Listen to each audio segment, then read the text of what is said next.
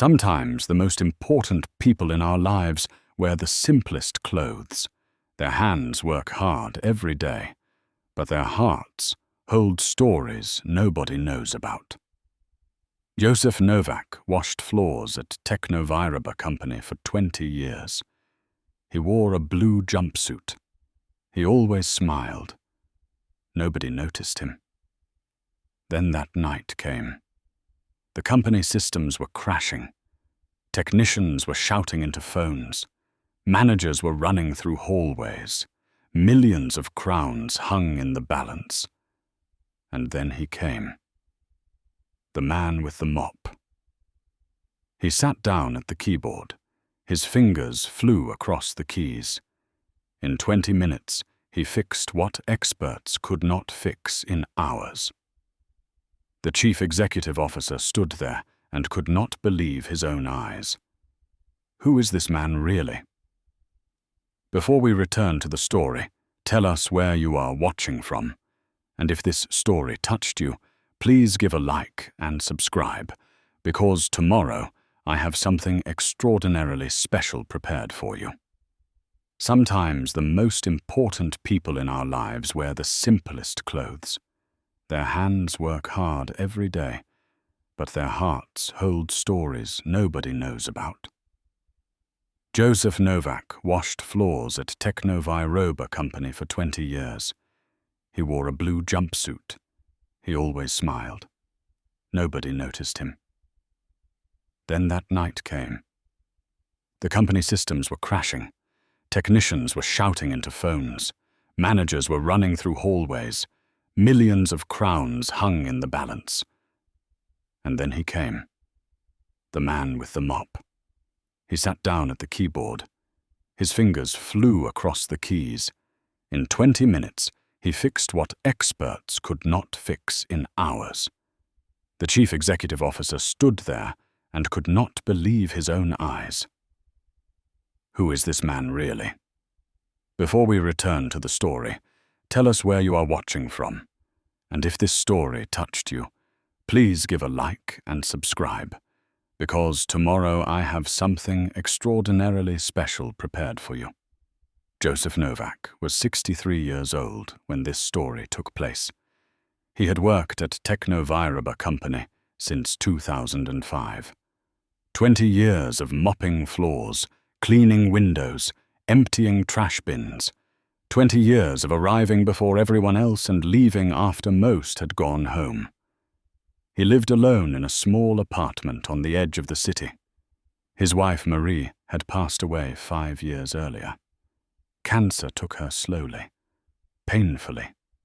Joseph had held her hand through every treatment, every sleepless night, every moment of fear. When she died, something inside him died too. But he kept going. He kept waking up at 5 in the morning. He kept putting on his blue jumpsuit. He kept showing up to work. Because that is what you do when you have built a life on reliability. The Technoviraba building stood 12 stories tall in the business district. Glass and steel reaching toward the sky. Inside, 300 employees worked on software solutions for manufacturing companies across Europe. Joseph knew every floor, every office, every corner of that building. He could tell you which bathroom on the 8th floor had a leaky faucet. He knew that the coffee machine on the 5th floor worked better than the one on the 3rd. He understood the rhythm of the building like a musician understands his instrument. People passed him in the hallways, young men in expensive suits talking loudly about deals and clients, women in high heels clicking past with folders under their arms. They looked through him, not at him, through him, as if he were made of glass, as if he were part of the furniture. Joseph did not mind. He had learned long ago that invisibility had its advantages. When you are invisible, people speak freely around you. They do not guard their words. They do not watch their tone. Joseph heard everything. He heard the complaints about the old database system. He heard the frustrations about slow processing speeds. He heard the worries about security vulnerabilities. And at night, in his small apartment, he would open his laptop. The laptop Marie had bought him 3 years before she died. She had saved money from her own small pension. She told him it was never too late to chase old dreams. Joseph would sit at his kitchen table and write code. He would study programming languages that had evolved since he last worked as a developer. He would solve problems that he had overheard during his shifts, not for recognition, not for promotion, just because solving problems was in his blood. The chief executive officer of Technoviroba was named Peter Hlavacek. He was 32 years old. He had an economics degree from a prestigious university. He wore watches that cost more than Joseph made in 6 months. Peter had inherited the company from his father 3 years earlier.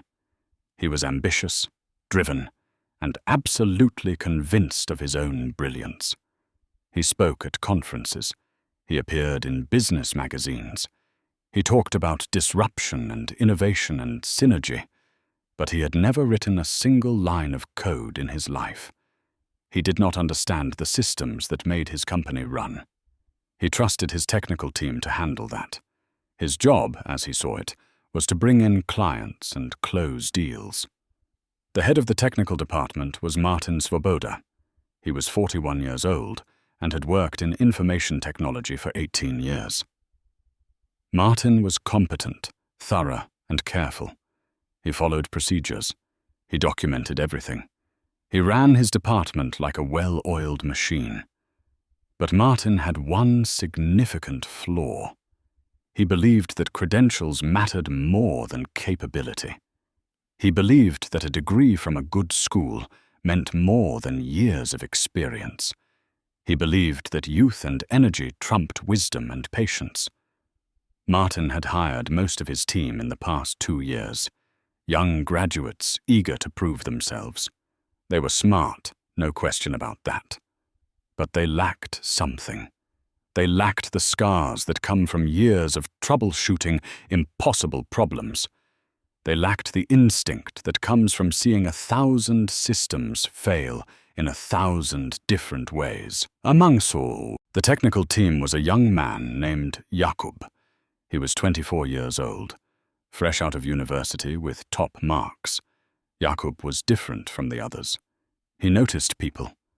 He said good morning to Joseph every day. He held doors open. He asked questions, not just about code, but about life. Joseph liked Jakub, saw something of his younger self in the boy's curious eyes. The company ran on a complex system of interconnected databases and applications. Everything from inventory to client communications flowed through this digital infrastructure. Over the years, the system had been upgraded, patched, modified, and expanded. It was like an old house that had been renovated many times. The bones were solid, but the additions did not always fit perfectly together. Joseph understood this system better than anyone, not because he had designed it, not because he had access to the technical documentation, but because he had watched it grow. He had overheard every meeting about every upgrade. He had seen every frustrated technician struggling with every glitch, and late at night, when everyone had gone home, Joseph had sometimes sat at empty workstations. He had poked around in the system, carefully, quietly. He never changed anything major, just small fixes, tiny optimizations, patches for problems that no one had noticed yet. He used an old login credential from 1993, back when the company had a different name, back when Joseph had been a junior programmer. He was supposed to work there. He had the job offer in hand. But then his mother got sick. Alzheimer's disease. She needed care. Joseph was an only child, so he took a job as a janitor, a job with flexible hours, a job that paid enough to cover medical bills. He told himself it would be temporary, just until his mother stabilized. But she never stabilized. She lived for 12 more years, slowly forgetting who she was, who he was, who anyone was. By the time she passed, Joseph was 40 years old. The technology world had moved on without him. His skills were outdated. His resume had a 20-year gap. No one would hire a middle-aged janitor who claimed he could program. So he kept cleaning. He married Marie. She was a nurse at the hospital where his mother had spent her final days.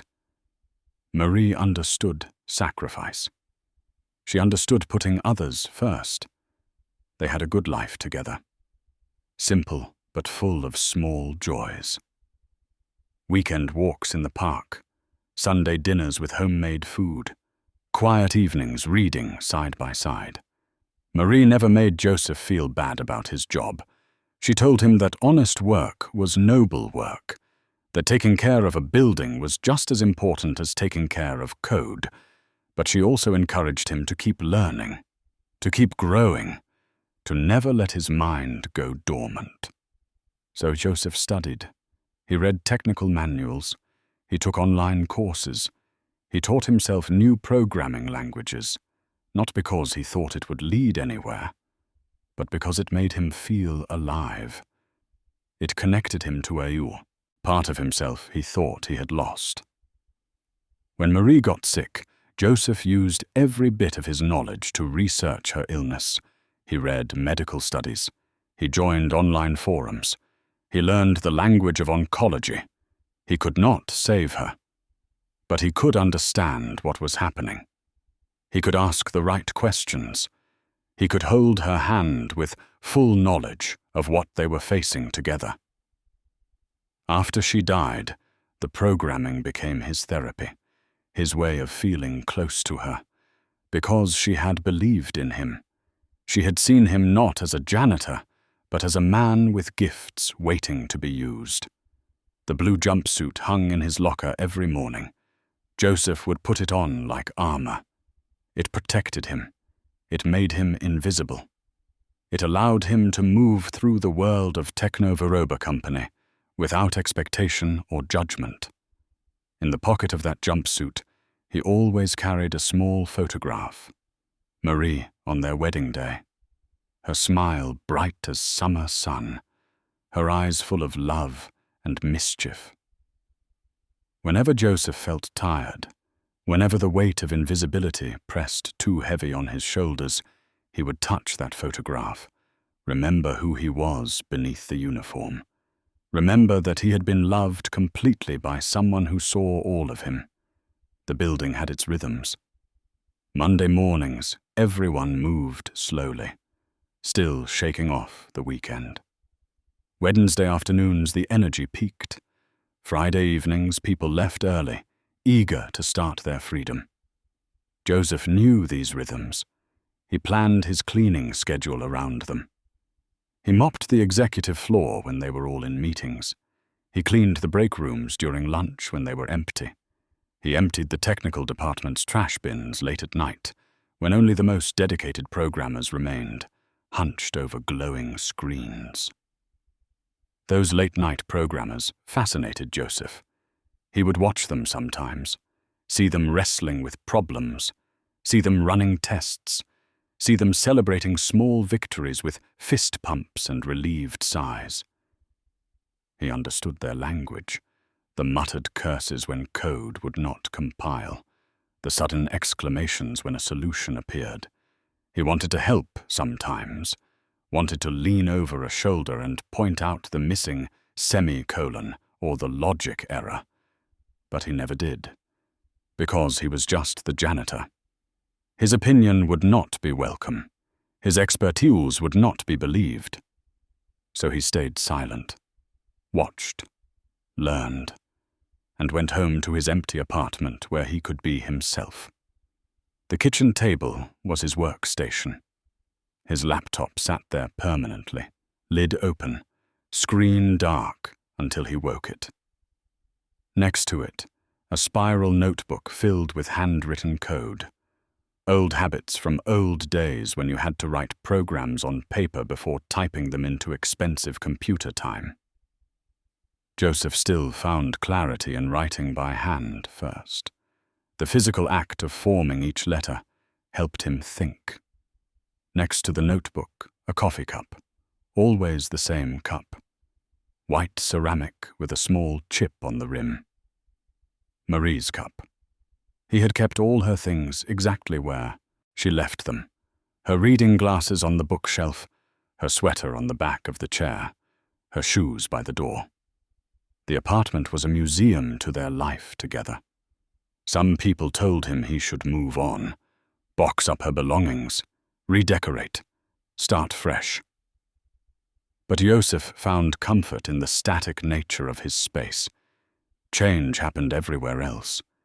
Here, in these four walls, Marie still lived. Every evening, Joseph would heat up simple food, soup from a can, bread from the bakery. He ate without tasting much. Food was fuel, nothing more. Then he would open his laptop, check the technical forums where he participated under an anonymous username, answer questions from programmers struggling with problems he had solved years ago. His responses were detailed, patient, kind. People thanked him, called him a lifesaver, had no idea he was a 63-year-old janitor in a foreign country. After the forums, Joseph would access the Technoviroba system. His old login still worked. Some administrator's oversight from decades past. The company had merged, renamed, reorganized 3 times since 1993. In the chaos of all those transitions, one junior programmer's credentials had simply been forgotten. Deleted from the official records, but still active in the system's deepest code. Joseph used this access carefully. He never took data, never snooped in personnel files, never abused the privilege. He simply monitored the system's health, fixed small errors, optimized database queries, cleared memory leaks. He was like a guardian angel, invisible and unacknowledged.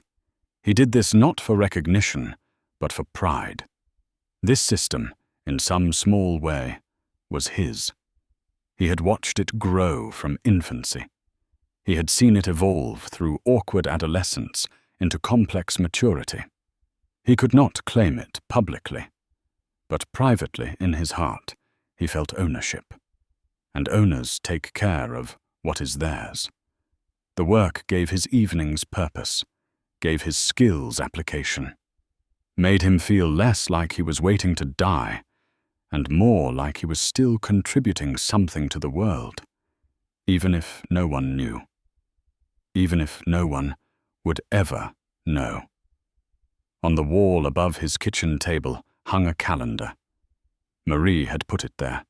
She liked to mark special days, birthdays, anniversaries, doctor's appointments. After she died, Joseph kept buying the same calendar every year, kept it in the same spot. But he rarely marked anything on it anymore. His days were all the same. Wake, work, eat, code, sleep, repeat.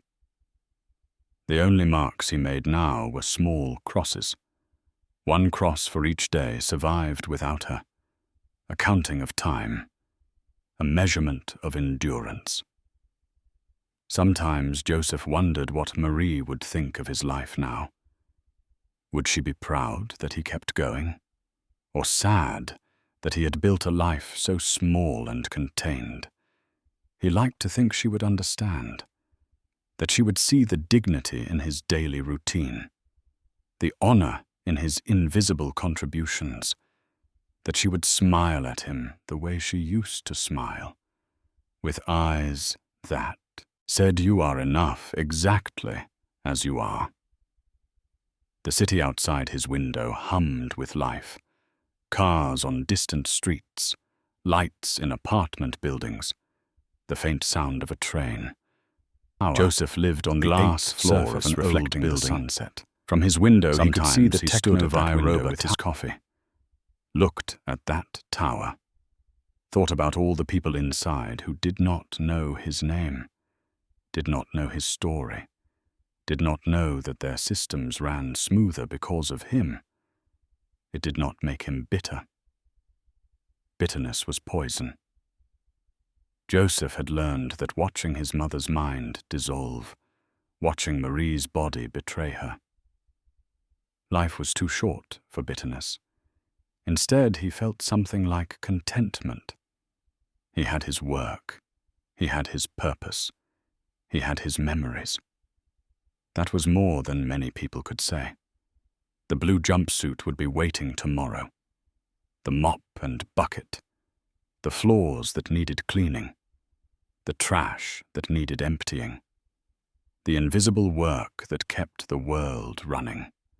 And tomorrow night, he would return to his kitchen table, open his laptop, dive into code, feel fully alive in the only way he knew how. This was Joseph Novak's life. Quiet, unremarkable, invisible. Until the night everything changed. Thursday evening arrived like any other. Joseph clocked in at 5:30 in the afternoon. The late shift. Most employees were finishing their work days, packing briefcases, shutting down computers. Joseph preferred these hours. Less crowd, more quiet. He could work at his own pace without dodging conversations or navigating through clusters of people blocking hallways. He started on the 7th floor as usual. Conference rooms first, empty water glasses on tables, crumbs from afternoon meetings, whiteboards covered in diagrams and bullet points. Joseph cleaned each room methodically. Wiped tables, emptied bins, erased boards, made everything ready for tomorrow's meetings. As he worked, he noticed unusual activity in the technical department down the hall. Lights blazed in every office. Voices carried urgency he did not normally hear. Joseph pushed his cleaning cart closer. Not snooping, just following his routine. But his ears picked up fragments of conversation. System warnings, error messages, something about database connections timing out. Martin Svoboda's voice rose above the others, sharp with stress. He was on the phone with someone, asking about backup systems, demanding to know why automated alerts had not triggered sooner. Joseph paused his work, listened more carefully. The technical team was gathering. 7, 8 people crowding into the main server room. Their faces showed worry. Young Jakub emerged from the crowd, practically running toward the elevators. He nearly collided with Josef's cart. "Oh, sorry, Mr. Novak," Jakub said, breathless. "We have a situation. Big problem with the core system." Jakub disappeared into the elevator. Joseph continued cleaning, but his mind was already analyzing what he had heard.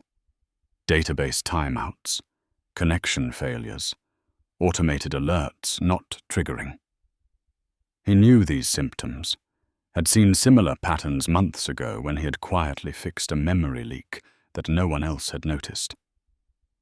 Joseph finished the 7th floor and moved to the 6th. But he could not concentrate. His instincts hummed like electricity. Something was very wrong. The kind of wrong that cascades. The kind that starts small and becomes catastrophic if not addressed quickly. He took the service elevator down to the technical department level. The hallways were full now. People who should have gone home hours ago.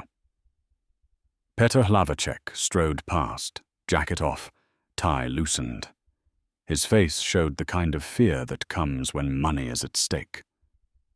Large amounts of money. Joseph positioned his cart near the technical department, close enough to hear, far enough to seem invisible.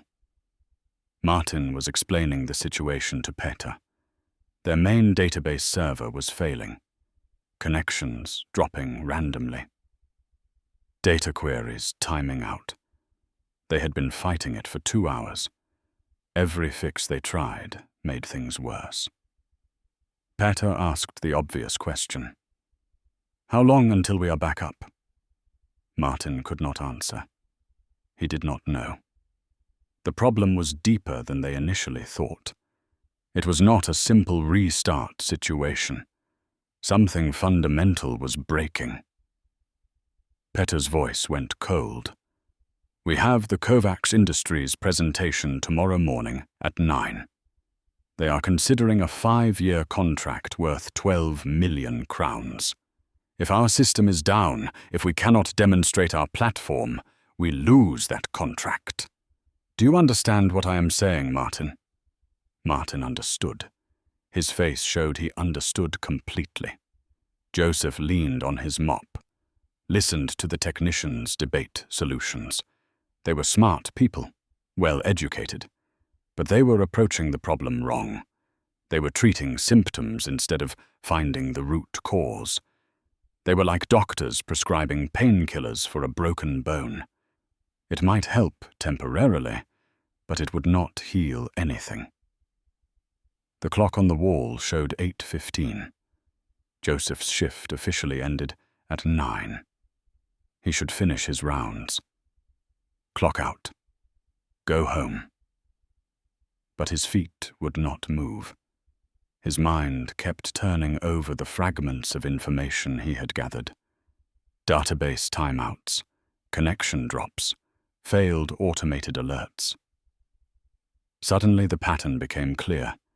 He knew exactly what was wrong. A corrupted configuration file in the load balancer. It was routing traffic incorrectly, overloading certain servers while leaving others idle. The automated monitoring system was checking the wrong metrics, which is why alerts had not triggered. The fix was not complicated if you knew where to look. But finding it required understanding the system's architecture at a deep level, understanding how all the pieces connected. Joseph stood in the hallway, invisible, irrelevant, holding knowledge that could save the company millions. The internal war started quietly. "This is not your place," his mind said. "You are the janitor. They will not listen to you. They will think you are crazy. You will embarrass yourself." But another voice answered. Marie's voice, the voice he heard in his head during difficult moments. When have you ever worried about embarrassment? When have you ever chosen comfort over doing what is right? He remembered the last coherent conversation he had with Marie, 3 days before she died. She was thin as paper, her voice barely a whisper, but her eyes were still fierce. "Promise me something, Joseph. Promise me you will not make yourself smaller than you are. Promise me you will not hide." "I have hidden," he had told her. "My whole life I have hidden." "Then stop," she said. "You have gifts. Use them. I do not care if people see you as a janitor. I see you as brilliant. See yourself that way too." Joseph closed his eyes, felt the weight of that promise. The technical department was getting louder, more frantic. Someone suggested calling an external consultant. But Martin pointed out that no consultant could arrive, assess the situation, and fix it before morning. They were on their own. Petter was on his phone with board members, explaining the crisis. His reputation was on the line. The company's reputation. Jobs were at stake. Careers. Futures. Joseph opened his eyes, made his decision. He pushed his cleaning cart to the side, walked toward the technical department door. His heart hammered in his chest. His hands felt cold. But he kept walking, The server room was crowded. A dozen people clustered around monitors showing cascades of error messages. Red warning lights blinked on equipment racks. The room smelled like stress, like fear. Joseph stood in the doorway, cleared his throat. No one noticed. He cleared his throat again, louder. Martin glanced over. Annoyance flashed across his face. "Not now," he said. "We are in the middle of something." "I know," Joseph said. His voice sounded strange to his own ears, stronger than usual. "I know what is wrong." The room went quiet. People turned to stare at him, confused, some amused. "The janitor knows what is wrong with our system." "Sure." Petter stepped forward. "Mr. Novak, this is not a good time. We appreciate your concern, but we need to focus." "The load balancer configuration is corrupted," Joseph said. The words came out clear and certain. "You are routing traffic through Server 3 and Server 5, but ignoring Servers 2, 4, and 6. The active servers are overloaded. The monitoring system is checking response times, but not load distribution. That is why you did not get alerts. That is why every fix fails. You are treating the wrong problem." The silence deepened. Martin stared at Joseph like he had grown a second head. "How do you know that?" Martin asked slowly. Joseph took a breath. "I have been monitoring your systems for years, fixing small problems. I have access to the old infrastructure. I know how everything connects." "This is insane," someone muttered. "He is the janitor." Petter held up a hand. "Wait." He studied Joseph with the new attention. "How long would it take you to fix this?" "If I am right," Joseph said, 20 minutes. Maybe 30. "If you are wrong," Petter asked, "then you lose nothing." "You are already losing." Martin's face was red. "This is absurd. We cannot let a janitor touch our production systems." Petter looked at the monitors, at the error messages multiplying, at the clock showing 8:45. He looked back at Joseph. "Can you really fix this?" "I can try," Joseph said. "That is all anyone can do." "Try." Petter nodded once. "Do it." Martin started to protest, but Petter cut him off. "We are out of options, Martin. If he breaks it worse, we were already broken. Let him try." The technicians reluctantly moved aside. Joseph approached the nearest workstation. His hands trembled slightly as he touched the keyboard. It had been a long time since he had worked under pressure, under watching eyes. He logged into the system using his ancient credentials, saw several people exchange confused glances when his login worked. "How does he have access?" someone whispered. Joseph ignored them, focused on the screen. Lines of code and system logs. He navigated through directories with the ease of long familiarity. Found the configuration files. There. The corruption. Just as he suspected. Someone had pushed an update 3 hours ago. A routine update that should have been harmless. But it had conflicted with an older patch Joseph had installed months earlier. The two pieces of code were fighting each other, creating chaos. Joseph's fingers moved across the keyboard. Not fast, not flashy, just steady and sure. He isolated the conflicting code, rewrote the configuration, balanced the server loads properly, reset the monitoring parameters. The room watched in silence. Petter stood directly behind Joseph, breathing quietly, waiting. After 18 minutes, Joseph leaned back. "Try it now," he said. Martin moved to another terminal. Ran a diagnostic. His eyes widened. The connections are stabilizing. Wait. He ran another test. The timeouts stopped. Server loads are balancing. He looked at Joseph with something like shock. It is working. The room erupted. Relief. Amazement. A few people laughed. Nervous energy releasing. Peter put a hand on Joseph's shoulder. "Who are you?" he asked quietly. "Just someone who pays attention," Joseph said. But the crisis was not over. Joseph knew that. The immediate problem was solved, but the system remained fragile. They needed to rebuild parts of the infrastructure, needed to update the monitoring systems, needed to audit all the configurations. This fix was a bandage, a good bandage, but temporary. "We need to do more," Joseph said.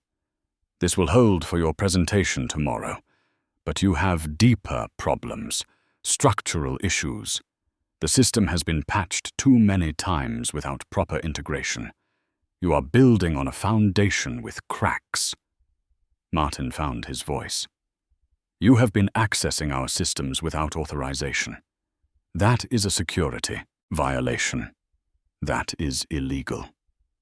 "I have been protecting your systems," Joseph said calmly, "for years. While you were not looking. While you thought I was just the janitor. I have stopped 3 potential crashes. I have closed 5 security vulnerabilities. I have optimized performance in ways you never noticed, all without asking for credit or compensation." Peter was still staring at Joseph. "Where did you learn to do this?"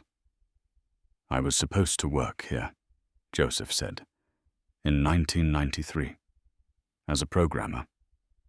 But life happened. I took a different path. But I never stopped learning, never stopped caring about the work." The room had gone quiet again. People looking at Joseph differently now. Not through him, at him, seeing him perhaps for the first time. Young Jakub stepped forward. "I knew it," he said, grinning. "I knew you were more than you seemed, Mr. Novak. Every time I talked to you about code, you always knew the answers. You always understood. I just thought you were interested. I did not realize you were an expert." "Not an expert," Joseph said. "Just experienced. There is a difference." Peter checked his watch. 9:30. The presentation was in less than 12 hours. "We need this system running perfectly by morning. Can you help us make sure it holds?" Joseph hesitated, looked at these people. These young faces filled with stress and hope. Looked at Peter, a man learning humility in real time. Looked at Martin, pride and shame fighting on his features. "I will stay," Joseph said. "We should work through the night. Make sure everything is stable." Peter nodded. "Thank you." Then he added quietly, "I am sorry we never saw you before now." Joseph did not respond to that. Just turned back to the keyboard, rolled up his sleeves, prepared for a long night. Because this was what he did. This was who he was. Not the blue jumpsuit, not the mop and bucket, but this, the code, the problem-solving, the quiet competence that had lived inside him all along, waiting for someone to notice, waiting for a moment like this. The moment had arrived, and Joseph Novak was ready. The room rearranged itself around Joseph's presence. People who had been standing moved to find chairs. Someone brought coffee. Martin pulled up a second workstation next to Joseph's. The dynamic had shifted, but nobody quite knew how to acknowledge it. Joseph worked methodically. His fingers moved across the keyboard with quiet confidence. He pulled up system logs from the past 6 months, showed Martin patterns he had never noticed, small anomalies that appeared and disappeared, signs of deeper instability. Martin watched the screen. His face cycled through emotions: confusion, recognition, embarrassment. "These errors have been happening for months," Martin said. "Why did our monitoring not catch them?" "Because the monitoring is looking for fires," Joseph said. "Not smoke. You built alerts for catastrophic failures. But systems rarely fail catastrophically without warning. They deteriorate gradually. Like a building with a crack in the foundation. You do not notice until the walls start separating." Petter pulled a chair close. Sat down. "What else have we missed?" Joseph hesitated. He did not want to embarrass Martin further, did not want to seem like he was showing off. But the question deserved honesty. "Your security protocols are outdated," Joseph said quietly. "Your password encryption uses an algorithm from 2008. It was strong then. Now it can be cracked in days with the right tools. Your backup systems run on a schedule, but nobody verifies the backups actually work. And your database indexing is inefficient. Queries that should take seconds take minutes. Users think the system is slow. Really, it is just poorly optimized." Martin sat back, ran his hands through his hair. "How long have you known this?" "Years," Joseph said. "I have been trying to fix what I could without disrupting anything. But some problems are too big for secret patches. They need proper attention." "Why did you never say anything?" Martin asked. The question hung in the air. Joseph thought about all the times he had wanted to speak, all the times he had bitten his tongue, held his silence, stayed invisible. "Because I am the janitor," Joseph said simply. Who would have listened? The truth of it settled over the room. Uncomfortable, undeniable. Jakub spoke up from across the room. "I would have listened, Mr. Novak. If you had told me, I would have believed you." Joseph smiled at the young man. "I know. You are different, Jakub. You see people. Not everyone does." Petter stood up, paced. Joseph could see him processing everything, recalculating assumptions. The chief executive officer was learning something tonight. Something business school had never taught him. That value lives in unexpected places. That titles mean less than capability. That the org chart is not the same as the actual structure of competence. "We need to run a full system audit," Petter said. "Everything. Security, performance, infrastructure, all of it." "That will take weeks," Martin said. "Maybe months." "We will make the time," Peter replied. His voice had the firmness of decision. "A bad system is a ticking bomb. We just got lucky the explosion happened when someone could defuse it. Next time, we might not be so fortunate." Joseph appreciated that Peter said when someone could defuse it, instead of when the janitor was nearby. Small linguistic choice, but it suggested respect. The work continued. Joseph walked Martin through the configuration files, explained the architecture in plain language. Martin was smart enough to follow. His pride was hurt, but his professionalism took over. He asked good questions, took notes, started to see the system the way Joseph saw it. As they worked, Joseph told the story. Not all of it, just the relevant parts. How he had been hired in 1993 as a junior programmer. How personal circumstances had forced him to decline. How he had taken the janitor position instead. How he had kept his login, Credentials all these years, through system migrations and company restructures. How no administrator had ever thought to purge accounts from that far back. "So you have been our ghost programmer," Petter said, "fixing things in the shadows." "I suppose so," Joseph agreed, "though I never thought of it that way. I just saw problems, and I knew how to solve them. It seemed wasteful not to." One of the younger technicians spoke up. His name was David. He looked barely 25. "If you knew so much, why did you not apply for a position in our department?" "Apply with what resume?" Joseph asked gently.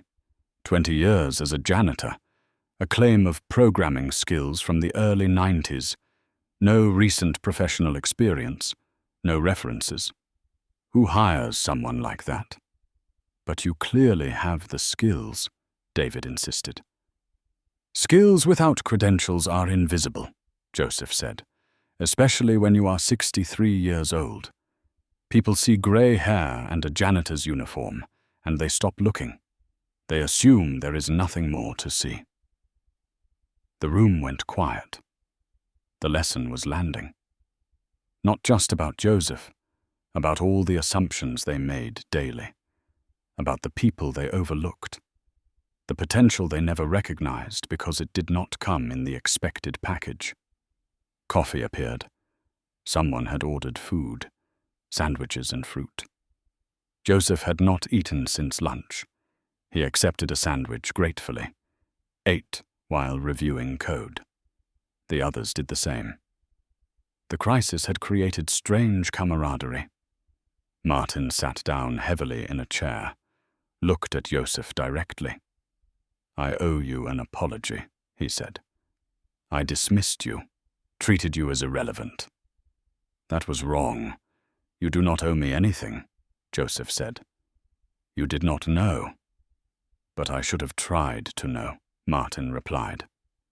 "That is my job, to know the capabilities around me, to recognize talent wherever it lives. I failed at that." Joseph nodded, accepted the apology. Petter was on his phone, texting someone. He looked up. "I am postponing tomorrow morning's presentation," he said, "pushing it to afternoon. That gives us more time to stabilize everything. And honestly, I need to rethink what we are presenting. This near disaster revealed serious problems. I do not want to promise capabilities we cannot reliably deliver." "Good call," Martin said. Jakob brought Joseph a fresh coffee, sat down nearby. "Can I ask you something, Mr. Novak?" "Of course," Joseph said. "Why did you keep learning? After you left programming, after all these years doing a different job, why did you keep studying code? What kept you going?" Joseph considered the question, sipped his coffee. "Because my wife believed I should," he said finally. "Marie. She saw something in me I had stopped seeing in myself. She told me talent does not expire, that the brain stays sharp when you keep using it, that it was never too late to be who I was meant to be." His voice caught slightly on Marie's name. He cleared his throat. Continued. "After she died, the coding became my way of staying connected to her faith in me. Every night I spent at my laptop felt like honoring her memory, like keeping a promise." Jakob nodded slowly. "She sounds like she was an amazing person." "She was," Joseph said softly. "She really was." The work continued. Joseph showed them how to restructure the database indexes, how to update the security protocols, how to configure the monitoring systems to catch problems earlier. He was not just fixing tonight's crisis. He was teaching, passing on knowledge accumulated over decades. Martin proved to be an eager student. His ego had taken a hit, but his curiosity was stronger. He asked Joseph to explain the old systems. the legacy code that still formed the foundation of everything they had built on top. Joseph walked him through it, showed him where the bones were, where the load-bearing walls lived, where the weaknesses hid. "This is incredible," Martin said. "We have been treating this infrastructure like a black box, just trusting it works. But you know every piece, every connection." "Because I watched it get built," Joseph said. "I was here when these systems were designed, not in the meetings, not at the table, but in the building, listening, learning, caring enough to pay attention." Around midnight, the energy started to flag. People were tired. The initial adrenaline had worn off. But the work was not done. Joseph felt it too. His back ached from sitting. His eyes burned from staring at screens. But he pushed through. This mattered, maybe more than anything he had done in years. Peter ordered more coffee, more food, told everyone to take a 10-minute break. People stretched, walked around, checked personal phones. Joseph stood by the window, looked out at the city lights, felt the strange unreality of the moment. This morning, he had been invisible. Tonight, he was essential. How quickly life could pivot, how suddenly the hidden could become seen. Jakub joined him at the window. "You know what is funny, Mr. Novak?" "What?" Joseph asked. "I almost went into a different career," Jakub said. "I wanted to be a teacher, but everyone told me the money was in technology, that I should use my computer skills in business. So I did. But sometimes I miss the idea of teaching, of helping people learn." "You would be a good teacher," Joseph said. "You have patience, and you notice people. Those are rare qualities." "Maybe I still will someday," Jakub said. "When I am older, when I have more experience worth sharing." "Do not wait," Joseph told him. The words came out more forcefully than he intended. "Do not wait until you are older. Do not wait for permission. If you have knowledge worth sharing, share it now." I waited. I thought I needed credentials, recognition, the right position. But knowledge does not care about timing. It only cares about application. Jakub looked at him. Really heard him. "Thank you," he said. "I needed to hear that." The break ended. Everyone returned to their stations. Joseph guided them through the final configurations, tested everything multiple times, ran stress, simulations, checked redundancies. By 2 a.m, the system was stable. More than stable. It was optimized, running better than it had in years. The monitoring was properly configured. The security was updated. The backups were verified. Martin ran a final diagnostic. Everything green. He turned to Joseph. "We are good. Better than good. This is solid work." Joseph allowed himself to feel satisfaction. It had been a long time since he had completed a major project, since he had used his skills at full capacity. It felt good. It felt right. Like returning home after years away. Peter addressed the room. "Everyone did excellent work tonight. Get some rest. Take tomorrow morning off.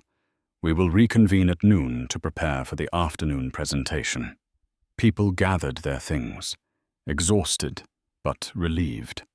As they filed out, several stopped to thank Joseph, to shake his hand, to look at him with new eyes. Martin was one of the last to leave. He paused at the door, looked back at Joseph. "What you did tonight," Martin said. "You saved us. Not just the system, but jobs, reputations, futures. I will not forget that. I will not forget how wrong I was about you." Joseph nodded.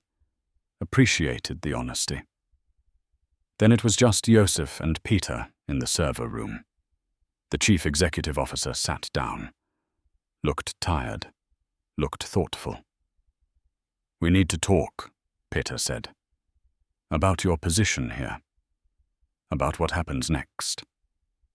Joseph felt his chest tighten. Was this the conversation where everything returned to normal? Where gratitude faded and org charts reasserted themselves? "I know I overstepped," Joseph started to say. Peter held up a hand. "You saved this company. You demonstrated expertise we desperately need.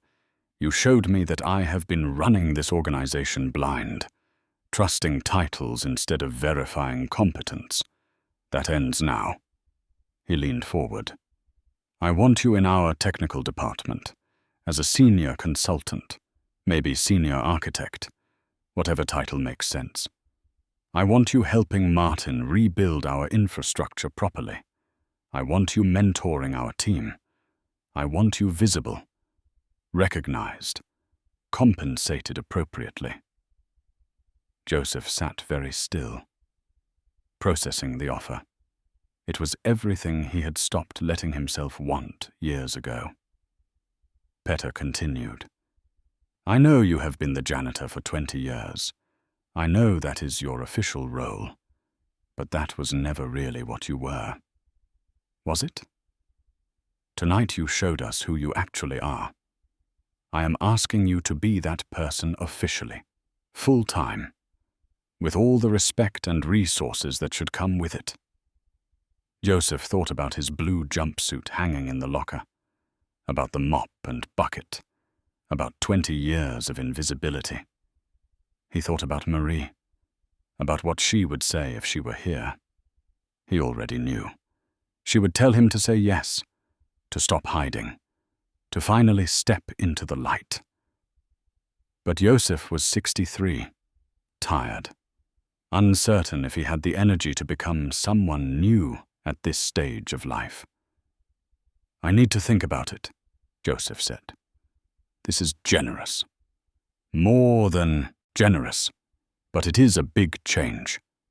Take whatever time you need," Peter said.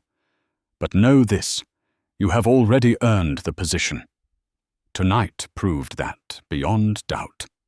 Whether you accept or not, you have my respect, and my apology for all the years we failed to see you." Joseph stood. His body ached. His mind felt full.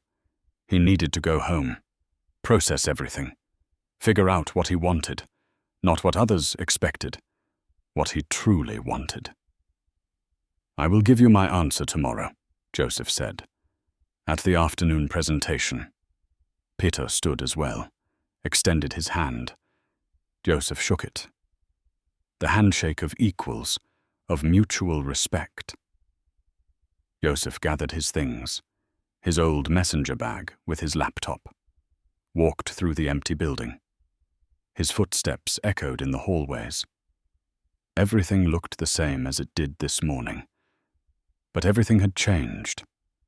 In the locker room, Joseph stood before his blue jumpsuit, hung it carefully on the hook, looked at it for a long moment. Tomorrow he would decide. Tonight he needed rest. He clocked out, walked to his car, drove through the empty city streets. His mind replayed the night, the crisis, the solution, the recognition, the offer. At his apartment, he made tea, sat at his kitchen table.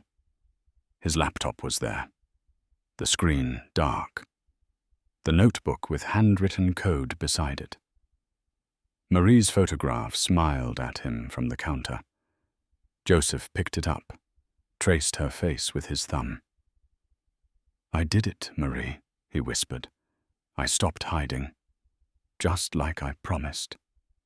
The photograph did not answer, but Joseph felt something like her presence, warm, approving, proud.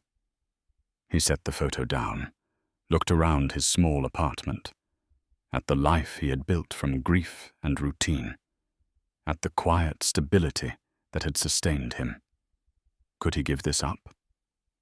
Step into something bigger, brighter, more demanding? Could he handle the visibility after so long in shadow?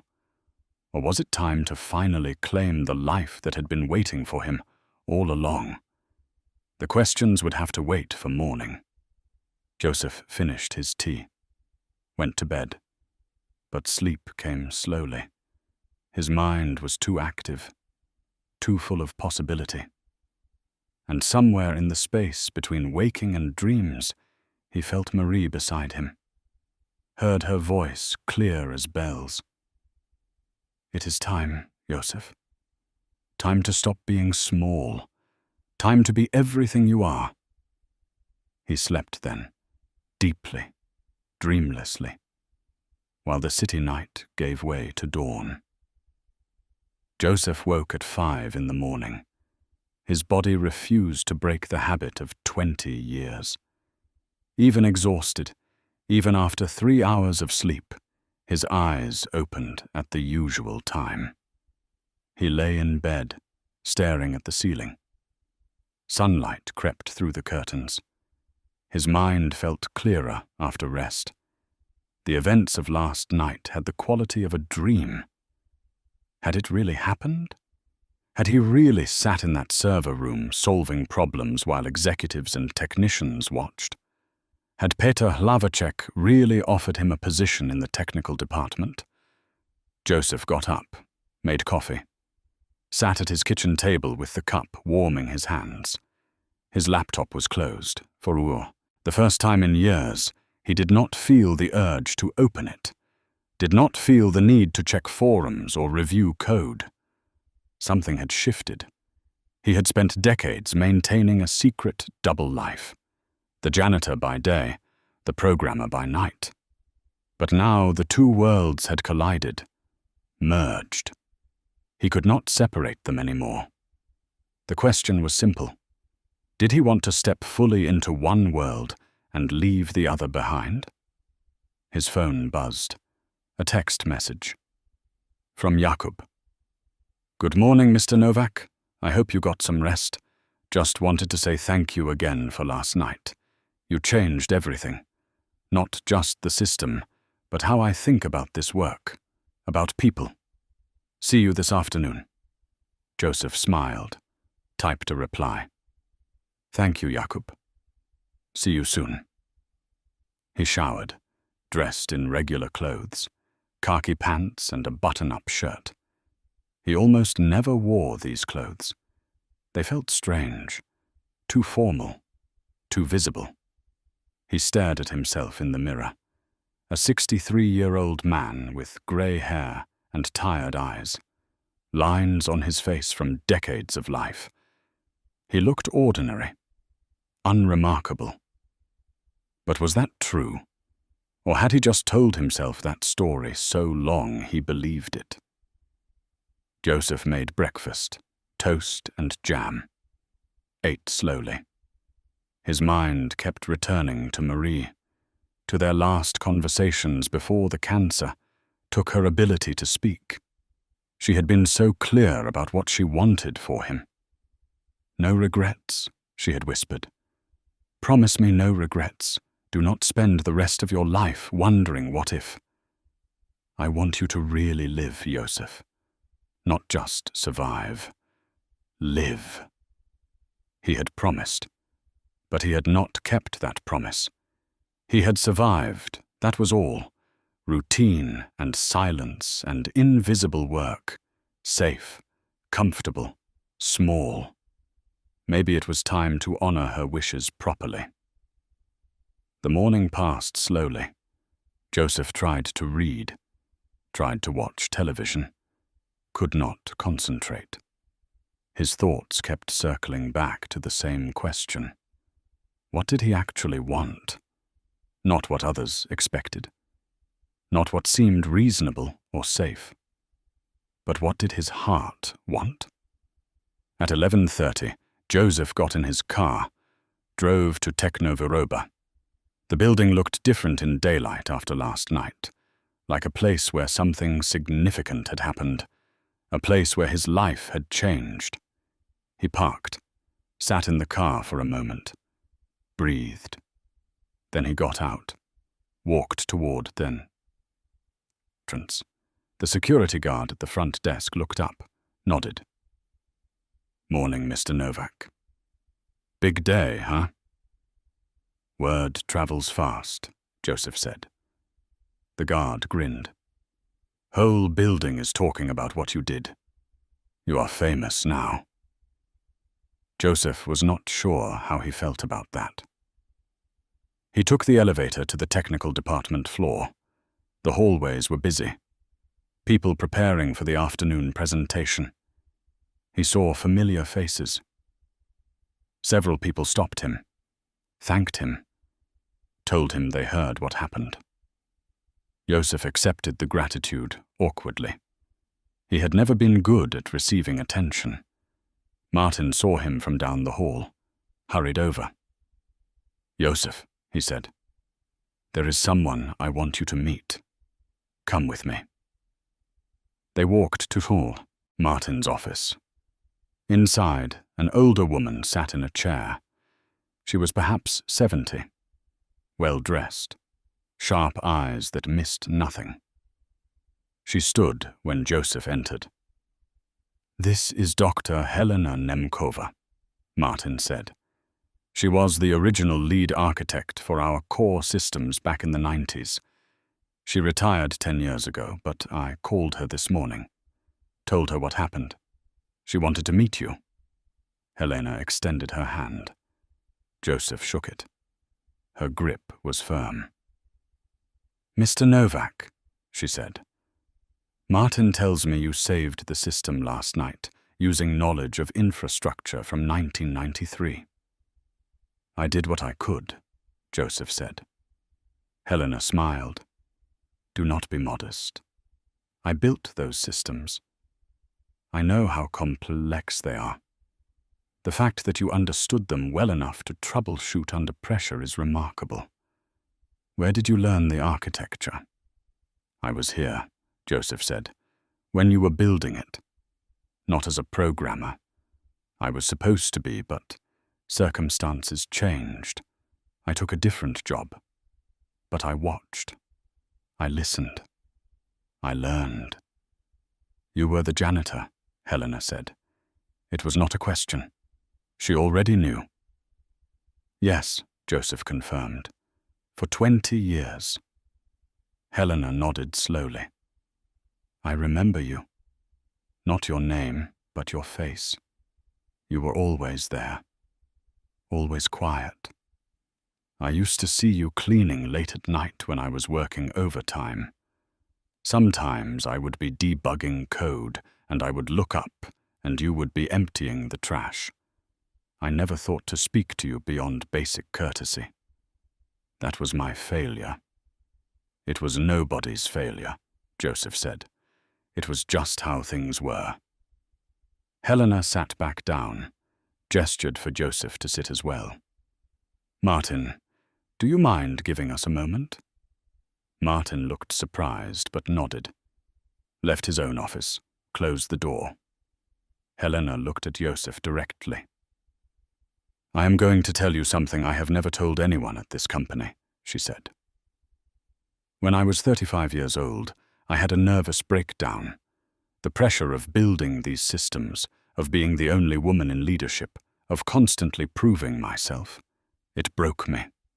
I spent 6 months in treatment. When I came back, I was terrified people would see me as weak, as unreliable. So I worked twice as hard, never asked for help, never showed vulnerability. I built walls around myself, made myself untouchable, and I succeeded professionally. But I lost something essential. I lost the ability to see people, really see them. I saw roles, positions, credentials, but not the humans underneath." Joseph listened quietly, not sure where this was going. "Last night," Helena continued, When Martin called me and told me what you did, my first thought was, how did we miss this man for 20 years? How did I miss you? I prided myself on recognizing talent, but I only recognized talent that looked like what I expected. She leaned forward. You have been given an opportunity, a chance to step out of invisibility. Whatever decision you make about Peter's offer, I want you to know something. You have already succeeded in the most important way. You stayed true to whom you are. You did not let circumstances or others' opinions diminish your capabilities. That takes more strength than any technical skill. Joseph felt his throat tighten. Thank you, he managed to say. Helena stood, extended her hand again.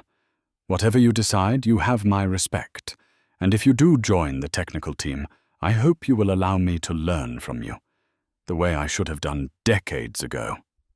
They shook hands. Helena left. Joseph sat alone in Martin's office, processing the conversation. The door opened.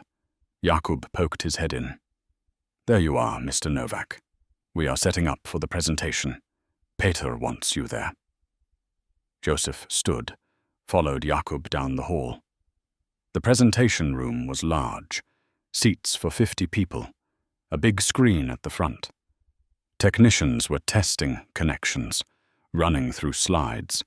Peter was at the front talking with 2 people Joseph did not recognize. When he saw Joseph, he waved him over. Joseph, these are the representatives from Kovac Industries, Anna and Thomas. They arrived early. I was just explaining what happened last night. Anna was a woman in her 50s, professional, direct. She shook Josef's hand. We have been working with Technoviroba for 3 years, she said. Good relationship. But we have had concerns about system reliability. Peter was honest with us this morning, told us about last night's crisis, and how you resolved it. Joseph did not know what to say. Thomas spoke up. He was younger, maybe 40. In our industry, problems happen. Systems fail. That is unavoidable. What matters is how you respond. Having someone like you on the team, someone who understands these systems deeply, that gives us confidence. It shows us you take infrastructure seriously. The presentation is important, Anna added. But what happened last night told us more about your company than any slide deck could.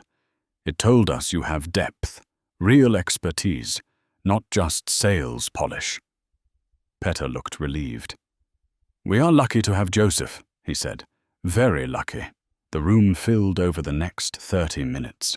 Board members, department heads, the technical team. At exactly 1 o'clock, Peter began. He talked about the company's history, their growth, their vision. Then he shifted to last night. He told the story well, did not minimize the crisis, did not oversell the solution. He presented it as a learning moment, a turning point. And then he invited Joseph to the front. Joseph's heart hammered. He had not prepared anything, had not expected to speak. But he walked to the front of the room, stood beside Peter, felt every eye on him. Peter handed him the microphone. Joseph held it, looked out at the faces. Some he knew. Most he did not. He cleared his throat. I am not good at speeches, Joseph began. His voice sounded too loud in his own ears. I am better with code than words. But I want to say something. He paused, gathered his thoughts. For 20 years I cleaned this building. I was invisible. People looked through me. That was fine. I did not need attention, but I did need purpose. And I found it in the work I did secretly. Fixing problems nobody knew existed. Protecting systems nobody thought to protect. Last night I stopped being invisible, not because I wanted recognition, but because the problem was too big to fix alone. Because silence was no longer an option. He looked at Martin, at Jakub, at Peter. I learned something last night. That hiding serves no one. That capabilities unused are capabilities wasted. That it is never too late to stop being small and start being whole. Joseph's voice grew stronger. I also learned that this company has good people. People willing to admit mistakes, willing to learn, willing to see beyond their assumptions. That is rare. That is valuable. He turned to Anna and Thomas. You asked about system reliability. I can tell you this. The systems are fixable. The infrastructure can be rebuilt properly. But more important than the technical details, this company has something many do not. It has people who care, who stay late when problems arise, who support each other, who are willing to change. That is the foundation everything else is built on. The room was absolutely silent. Joseph handed the microphone back to Peter, returned to his seat.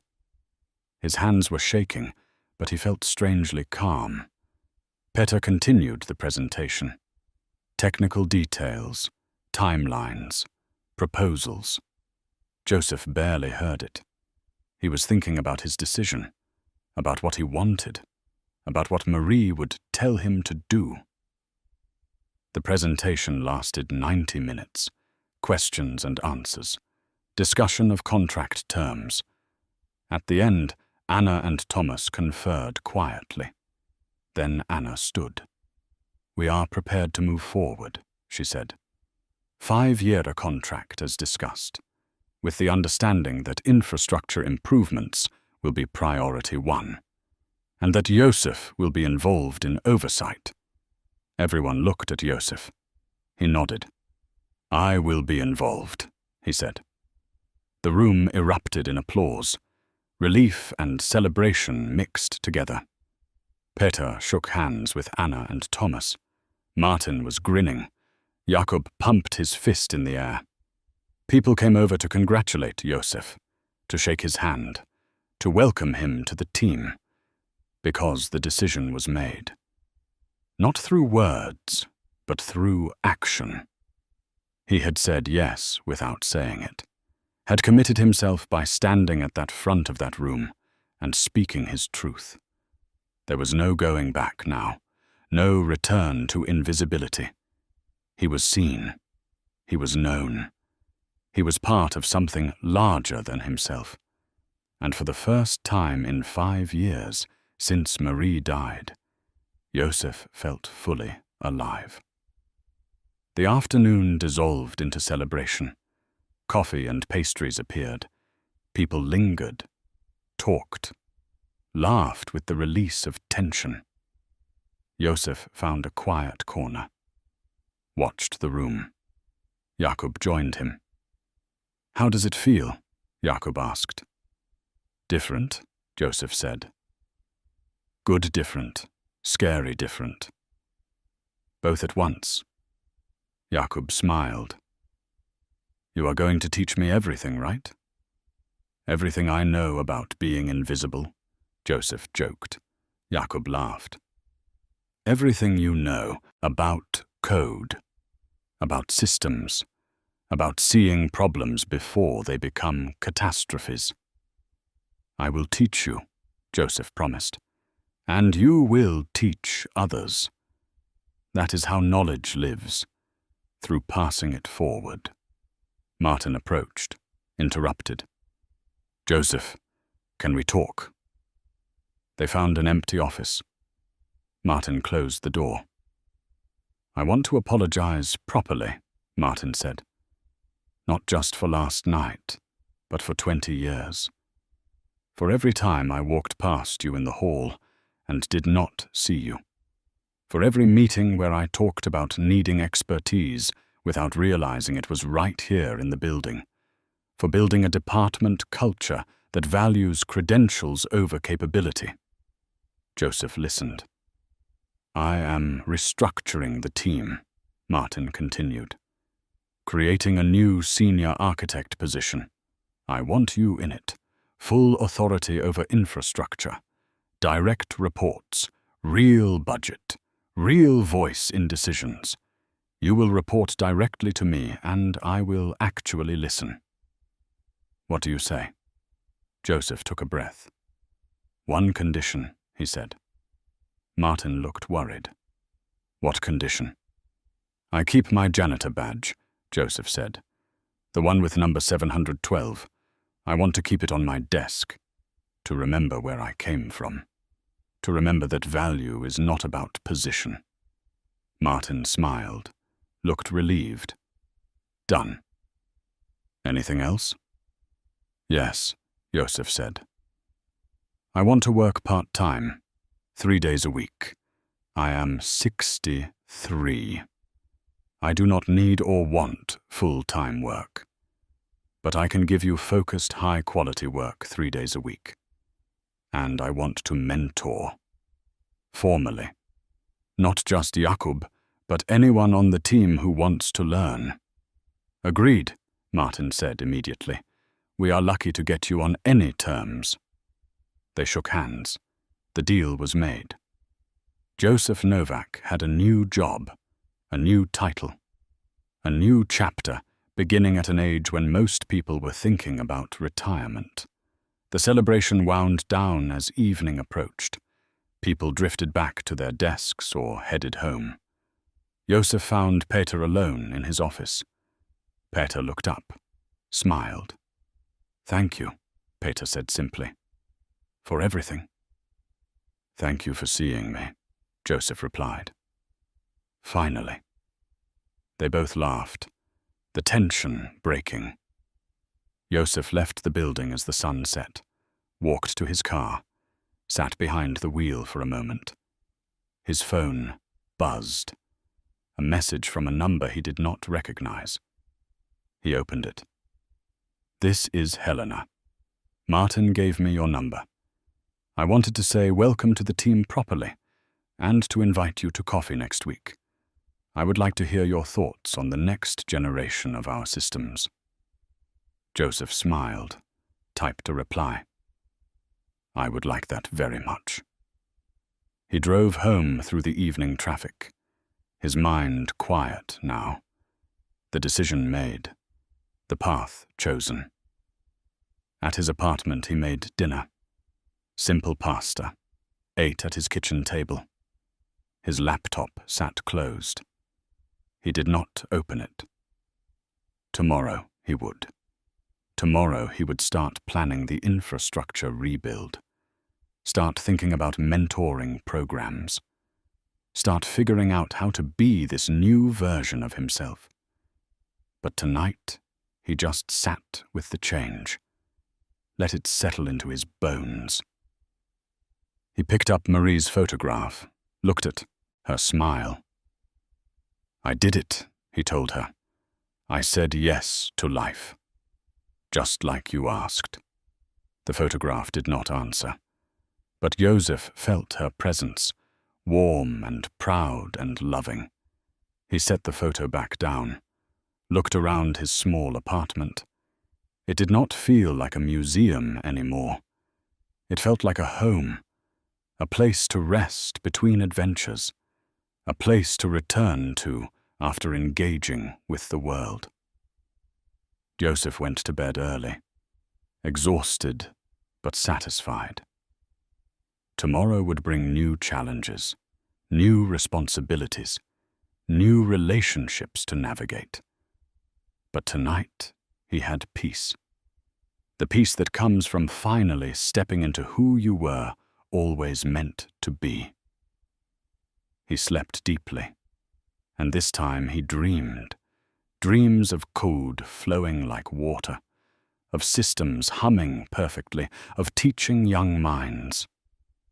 Of Marie watching from somewhere beyond, smiling her approval. The janitor had become the architect. The invisible had become essential. And Joseph Novak was finally, completely, entirely himself. 3 weeks passed like water through fingers. Joseph settled into his new role with the careful deliberation of someone navigating unfamiliar territory. He came to the office on Monday, Wednesday, and Friday. Each day he wore khaki pants and button-up shirts, comfortable shoes, no tie. He was not interested in corporate fashion, just professional enough to blend in with the technical team. His desk was on the 4th floor now, corner position with a window. Martin had insisted. Joseph had resisted. But Martin said senior architects deserved proper workspace. So Joseph accepted. The desk still felt strange. Too big. Too visible. On that desk sat his old janitor badge, number 712. He kept it in a small frame. A reminder. Several people had asked about it. Joseph always told them the same thing. So I remember where I came from. So I never forget that titles are just words. The work itself was exhilarating and exhausting in equal measure. Joseph spent his days deep in the infrastructure, mapping every system, every connection, every dependency. He created documentation that had never existed, drew diagrams showing how everything fit together. Martin called it the Bible. The technical team gathered around Joseph's whiteboard daily. He would sketch out architecture while explaining design decisions from years past, why certain choices were made, what problems they solved, what new problems they created. Jakub was Joseph's shadow. The young man absorbed everything like a sponge. He asked endless questions, took detailed notes, stayed late reviewing code with Joseph. They had developed an easy rapport, teacher and student, but also something like friendship despite the age gap. One afternoon, Jakub asked Joseph about his years as a janitor. What was it like? Knowing you could do so much more but being stuck in that role. I was not stuck, Joseph said. I chose it. Every day I chose it. Because my mother needed me. Then my wife needed me. Family comes first. Always. But did you resent it? Jakub pressed. Did you feel angry about what you gave up? Sometimes, Joseph admitted. Mostly late at night when I was alone with my thoughts. But resentment is poison. It destroys you from inside. I decided long ago that I would not let bitterness take root. I would find purpose where I was. Make meaning from what I had, instead of mourning what I lost. Jakub was quiet for a moment. That is wisdom, he said finally. Real wisdom, not the kind you read in books. Joseph smiled. Wisdom is just accumulated regret that you learn from instead of drown in. The infrastructure audit was revealing serious problems. Worse than Joseph had initially thought. The system was held together with patches on top of patches, like a dam with 1,000 small leaks, each one manageable alone. But together, they represented critical fragility. Joseph presented his findings to Martin and Petter in a Friday meeting. The three of them sat in the conference room with Joseph's diagrams spread across the table. We need a complete rebuild, Joseph said. Not patches, not incremental fixes.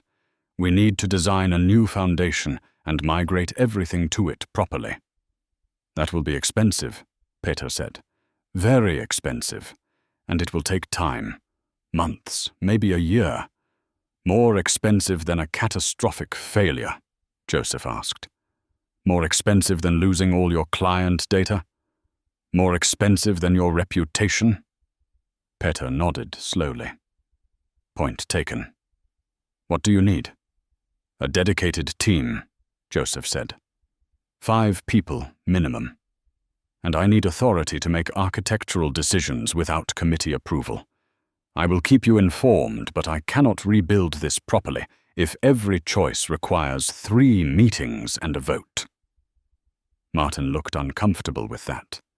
Joseph saw it. You do not trust me yet, Joseph said. That is fair. I am new to this role officially. But you trusted me to save the system that night. Trust me to rebuild it properly now. Martin took a breath. You are right. You have my trust and my full support. Build the team you need. Peter agreed. Get started, whatever resources you need. Budget approved. Joseph felt the weight of that responsibility settle on his shoulders. This was real now. Not just emergency repairs, but major construction. Lives and livelihoods depending on his expertise. That weekend, Joseph did not go into the office. Instead, he sat at his kitchen table with his laptop and notebooks. He sketched out the new architecture, thought through every component, every integration point, every potential failure mode. Marie's photograph sat beside him. He caught himself talking to it, explaining his thinking, asking for her input as if she could respond. Does this make sense, Marie? Am I approaching this right? The photograph smiled back. Silent, but somehow encouraging. Joseph worked through Saturday and most of Sunday, only stopping to eat and sleep. By Sunday evening, he had a complete design. Modular, scalable, secure, elegant in its simplicity. He felt proud of it. Proud in a way he had not felt in decades. Monday morning, Joseph presented the design to Martin and the technical team. He walked them through every decision, explained the reasoning, showed them how it would solve current problems and prevent future ones. The room was silent when he finished. Then David, one of the younger developers, spoke up. This is brilliant, like actually brilliant. Why has nobody designed it this way before? Because you inherit systems, Joseph said. You do not usually get to rebuild from scratch. And when you do inherit something, it is easier to patch than to redesign. Safer, too. Less risk. But sometimes safety is an illusion. Sometimes the safest choice is the bold one. Martin studied the diagrams. When can we start? Today, Joseph said, if you approve it. Approved, Martin said immediately. Build your team. Get started. Joseph selected his team carefully. Jakub was first. The young man's enthusiasm and intelligence made him essential. Then he chose 3 others. Eva, a woman in her 30s with deep database expertise. Lucas, a security specialist who was meticulous and paranoid in all the right ways. And Petra, a recent graduate who reminded Joseph of himself at that age. Quiet, observant, hungry to learn. The 5 of them met in a dedicated project room. Joseph laid out the plan. This will be hard work, he told them. Long hours, complex problems, moments of frustration when nothing works and we want to give up. But we are building something important, something that will last, something we can be proud of. Are you ready? They were ready. The work began. Joseph established a rhythm. Mornings for planning and design discussions. Afternoons for implementation and testing. He insisted on daily stand-up meetings. 15 minutes. Everyone shared what they accomplished yesterday, what they planned for today, and what obstacles they faced. No judgment, no blame. Just honesty and problem solving. Joseph also instituted a rule. No working past 7 in the evening, unless there was a genuine emergency. He had watched too many programmers burn out, sacrifice their health and relationships on the altar of productivity. He would not let that happen to his team. Jakub protested, said he wanted to work longer, had the energy. Joseph was firm. You have energy now. But this is a marathon, not a sprint. We need sustained performance for months. That requires balance. Go home. Spend time with friends. Rest. Come back fresh tomorrow. Jakub grumbled but obeyed. The first 2 weeks were smooth. They set up development environments, started building the core components, tested basic functionality. Everything worked as designed. Joseph felt cautiously optimistic. Then the complications started. Week 3, they discovered that one of the legacy systems had undocumented dependencies, code that other systems relied on, but nobody knew about. Changing it would break things in unpredictable ways. Joseph spent 2 days tracing all the connections, mapping the invisible web of dependencies. It was tedious, exhausting work, but necessary. They found 17 different systems touching the legacy code. Each one would need careful migration. The timeline stretched. What Joseph thought would take 3 months now looked like 5, maybe 6. He reported this to Martin. Expected frustration. Instead, Martin just nodded. Better to know now than discover it halfway through. Keep going. Another complication emerged. The database migrations were more complex than anticipated. The old schema had been designed 15 years ago. Modern best practices were different. Translating between them required careful transformation logic. Eva took the lead on this. She worked with quiet intensity.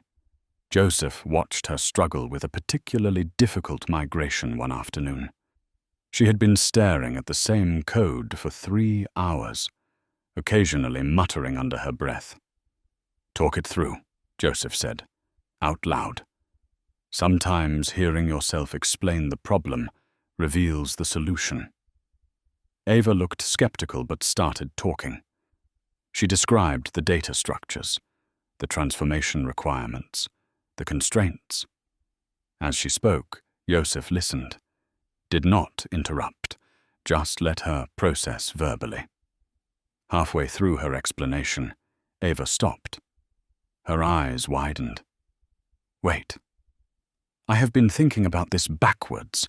If I transform it the other way, if I start from the destination format and work backward. She turned to her keyboard, started typing rapidly. Joseph smiled, walked away, left her to her revelation. That evening, Eva came to Joseph's desk, excited, almost bouncing. I got it working. The migration runs clean. No data loss, no corruption. I just had to invert my thinking. Good, Joseph said. You will remember that technique now. When you get stuck, try reversing your assumptions. Come at the problem from the opposite direction. Eva nodded. Thank you for not just giving me the answer, for letting me figure it out. That is how you learn, Joseph said. Not from answers, but from the process of finding them.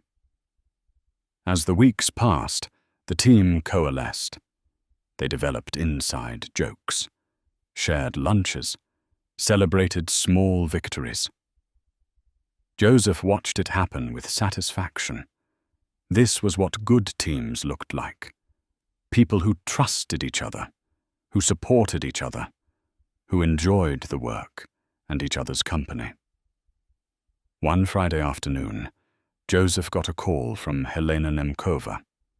They had been meeting for coffee every week, discussing technical philosophy, debating design approaches. Joseph had come to value her perspective deeply. "Joseph," Helena said, "I have a proposition for you. I am writing a book about system architecture and organizational culture. I want to include a chapter about your story, about invisible expertise and how organizations fail to recognize it. Would you be willing to be interviewed?" Joseph hesitated. "I am not comfortable being the face of anything. I just want to do the work." "You do not get to choose invisibility anymore," Helena said gently. "Your story matters. Other people are living what you lived, feeling what you felt. They need to know it is possible to emerge, to be seen, to claim their capabilities. Think about it," she added. "No pressure. But I think you could help a lot of people." Joseph promised to consider it. That evening he sat in his apartment thinking about Helena's request. Part of him wanted to retreat, return to the safety of anonymity. But another part, the part that sounded like Marie, told him Helena was right. His story could matter, could help someone else feel less alone, less invisible. He texted Helena. "Yes, let us do the interview." The next week, Joseph sat with Helena in a quiet cafe. She recorded their conversation on her phone, asked thoughtful questions. Joseph found himself talking about things he had never spoken aloud: the shame of being overlooked, the grief of unused potential, the quiet dignity of choosing family over career, the unexpected gift of finally being seen. Helena listened with complete attention, asked follow-up questions, drew out details. At the end, she turned off the recorder. "Thank you," she said. "That was powerful. Really powerful." "I felt vulnerable," Joseph admitted. "Like I was exposing wounds I usually keep hidden." "Vulnerability is not weakness," Helena said. "It is the source of connection, of understanding. Your willingness to be vulnerable will help others find courage." Joseph drove home thinking about that, about vulnerability and courage, about the difference between hiding and privacy, about what he owed to his younger self who had spent so many years invisible. At his kitchen table that night, Joseph opened his laptop. But instead of reviewing code, he started writing. Not technical documentation, but his own story. In his own words, he wrote about being 25 and full of dreams, about choosing duty over desire, about the slow erosion of identity that comes from being overlooked, about Marie and her unwavering belief in him, about the night everything changed. He wrote for hours, the words pouring out. When he finally stopped, he had 10 pages, raw, honest, painful in places, but true. He saved the document, titled it "Invisible No More." Did not know what he would do with it, but it felt important to write, to claim his narrative, to name his experience. The infrastructure project continued. Week 5 brought new challenges. Integration testing revealed timing issues, race conditions that only appeared under heavy load. Lucas, the security specialist, was struggling to reproduce them consistently. Joseph sat with him. They reviewed logs together, traced execution paths, tried different scenarios. Finally, Joseph saw the pattern. "It is not about load," he said. "It is about sequence. Certain operations have to happen in exact order, but the system is processing them asynchronously. Sometimes they arrive out of order. That breaks things." "How do we fix it?" Lucas asked. "We add sequencing logic," Joseph said. "Make the system wait for confirmation before proceeding. It will slow things slightly, but guarantee correctness. Speed means nothing if the results are wrong. They implemented the fix, tested thoroughly. The race conditions disappeared. Lucas was relieved and impressed. "How did you know?" he asked Joseph. "Experience," Joseph said. "I have seen this pattern before. Many times. You build intuition by solving enough problems. Eventually, you recognize symptoms before running full diagnostics." That night, Joseph got a call from Martin. Late. After 9. Something in Martin's voice sounded wrong. "We have a problem," Martin said.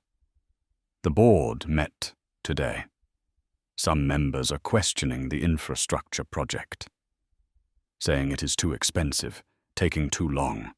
They want to pause it, review whether we should continue or just patch the existing system." Joseph felt cold certainty settle in his chest.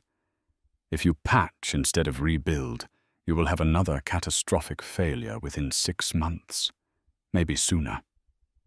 "I know," Martin said. "I told them that. But they are looking at quarterly numbers, at short-term costs. They do not understand technical debt." "What do you need from me?" Joseph asked. "Come to the board meeting next week," Martin said. "Present the project. Explain why it matters. Make them understand." Joseph agreed. Hung up. Sat in the dark apartment feeling the weight of responsibility. This project was his design, his team, his vision. If it failed, if the board killed it, that failure would be his too. He thought about calling Helena, asking for advice, but it was too late. Instead, he sat with Marie's photograph. "You always said I should step into the light," he told her. "Be visible, use my gifts. But visibility means vulnerability, means people can shoot you down, means failure is public." The photograph smiled. Silent. Joseph smiled back. "You would tell me it is worth the risk," he said, "that hiding is its own failure, that I should fight for what I believe in." He went to bed, but sleep came slowly. His mind was already preparing, planning what to say, how to make the board understand.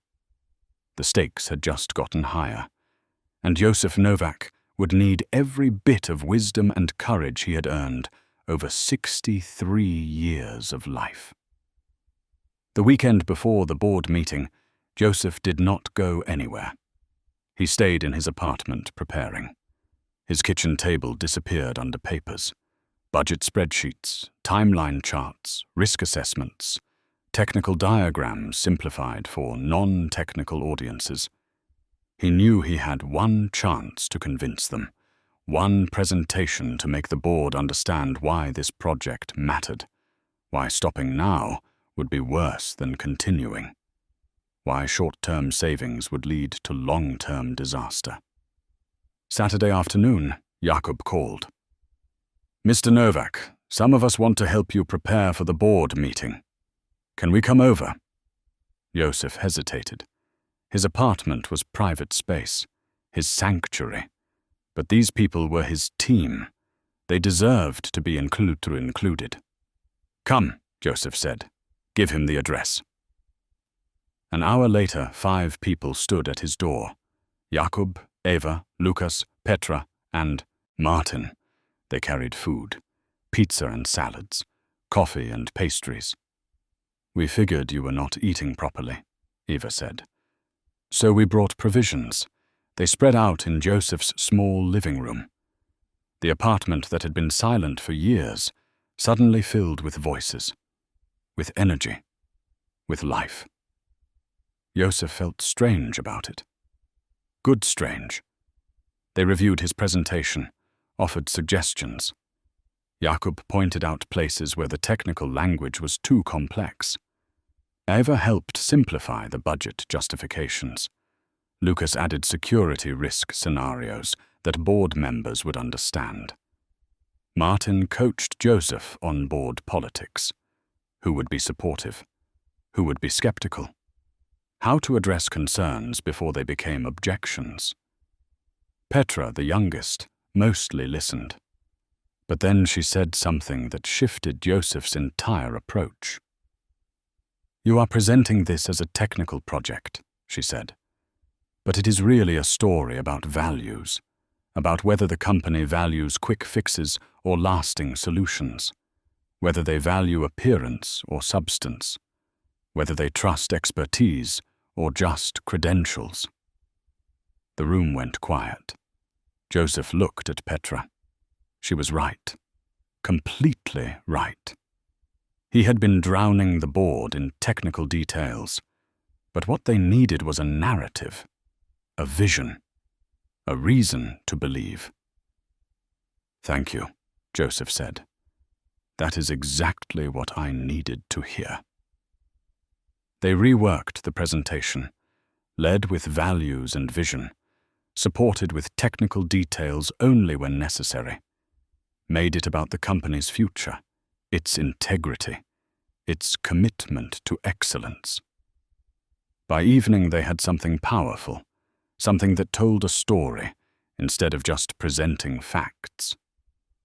After everyone left, Joseph sat alone with the revised presentation, felt gratitude wash over him. He was not alone anymore, had not been alone for weeks, but tonight drove it home. He had a team, people who cared about him and the work, people who showed up. Marie would have liked them, Joseph thought. She would have been proud of him for letting them in. Monday came too quickly. The board meeting was scheduled for 2 in the afternoon. Joseph wore his best shirt, pressed pants, even wore a tie. He looked at himself in the mirror and barely recognized the man staring back. "This is who you are now," he told his reflection. "Own it." At the office, the morning dragged. Joseph could not concentrate. He reviewed his presentation a dozen times, changed small things, changed them back. At noon, Martin found him. "You ready?" Martin asked. "No," Joseph said honestly. "But I will do it anyway." The boardroom was on the 12th floor. Joseph had cleaned this room hundreds of times, emptied its trash, wiped its table. But he had never sat at that table, never been part of the conversations that shaped the company. Now he would speak to the people who held power, who made decisions, who could kill his project with a vote. The board members arrived, 8 of them, men and women in their 50s and 60s, expensive clothes, confident postures. They knew their worth, knew their authority. Peter introduced Joseph, gave background, explained why Joseph was there. Some board members looked interested, others looked skeptical. One man, whose name was Robert, looked actively hostile. Robert had been on the board for 15 years. He was known for cutting costs, for demanding efficiency, for questioning every expense. Joseph knew Robert would be his biggest challenge. Peter finished the introduction, invited Joseph to present.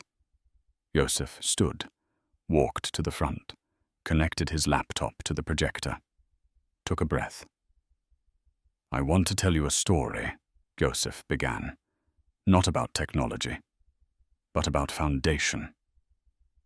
The board members settled in their chairs. Joseph had their attention. When you build a house, you start with foundation. You dig deep, pour concrete, make sure it is solid.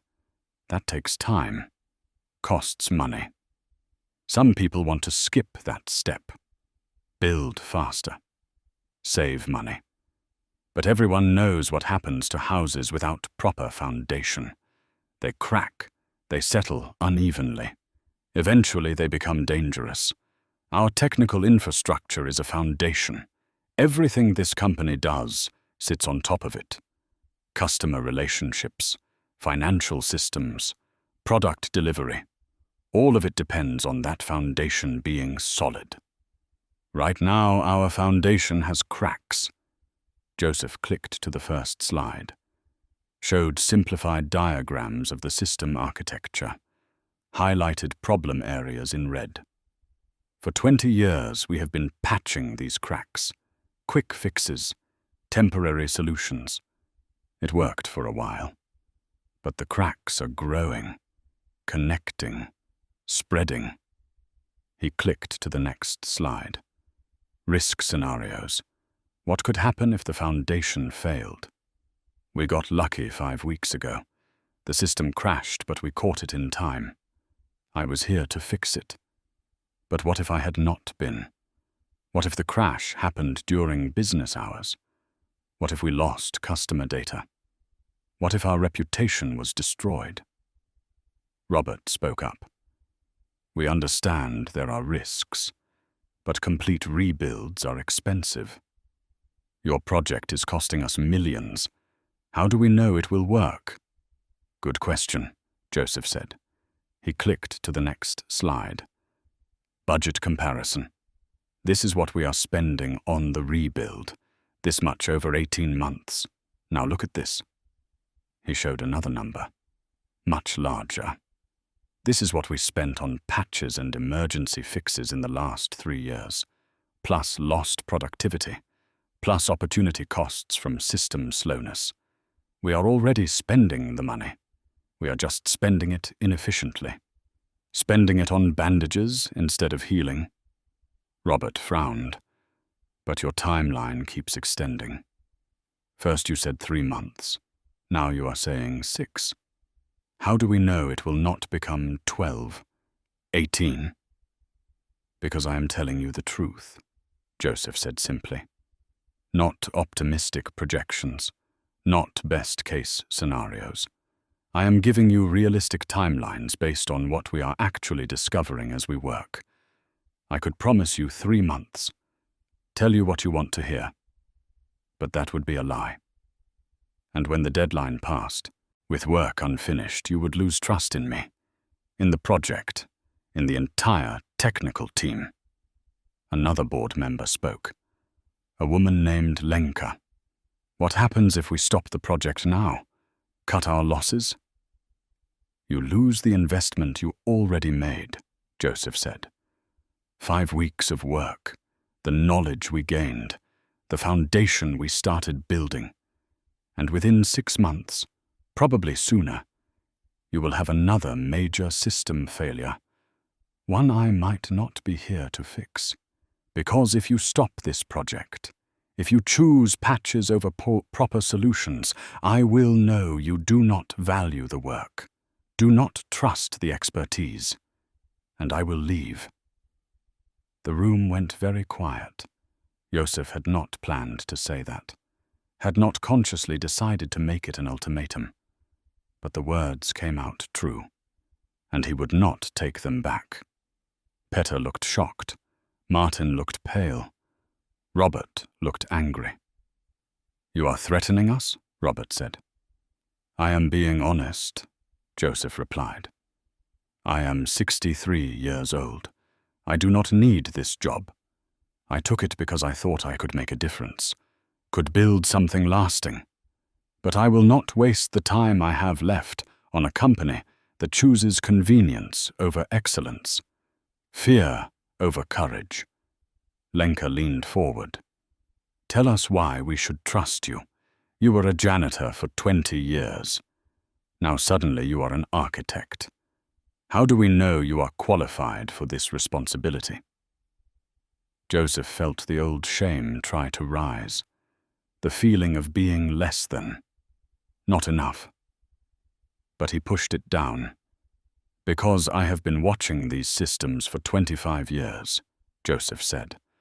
I know them better than anyone alive, including the people who originally designed them. Because most of those people are gone, retired or moved on. But I stayed. I learned. I grew.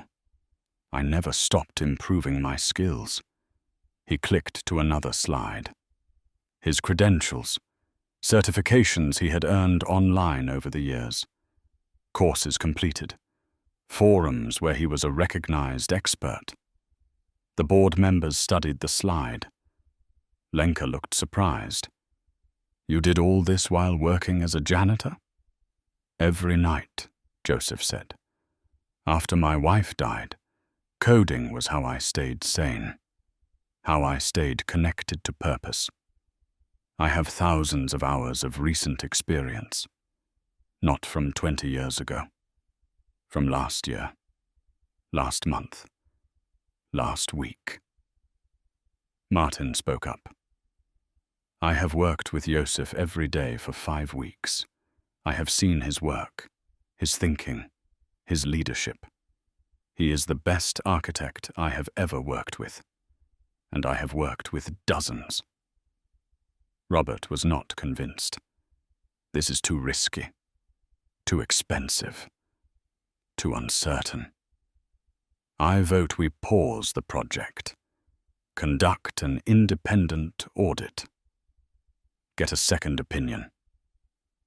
Joseph felt the project slipping away, felt the vision dying. He thought about Marie, about her insistence that he stop hiding, stop being small.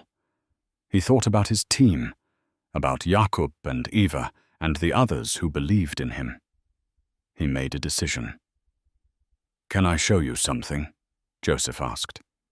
He pulled out his phone, connected it to the projector, opened a folder of photographs. This is Marie, Joseph said. My wife. She died 5 years ago. Cancer. The board members looked uncomfortable, unsure why he was sharing this. She believed in me when I did not believe in myself, Joseph continued. She told me I had gifts that should not be wasted, that it was never too late to become who I was meant to be. After she died, I made her a promise that I would not hide any more, that I would use what I know to help people, to build things that last. He clicked through photos, Marie smiling, Marie in the hospital, Marie in their small apartment, surrounded by books.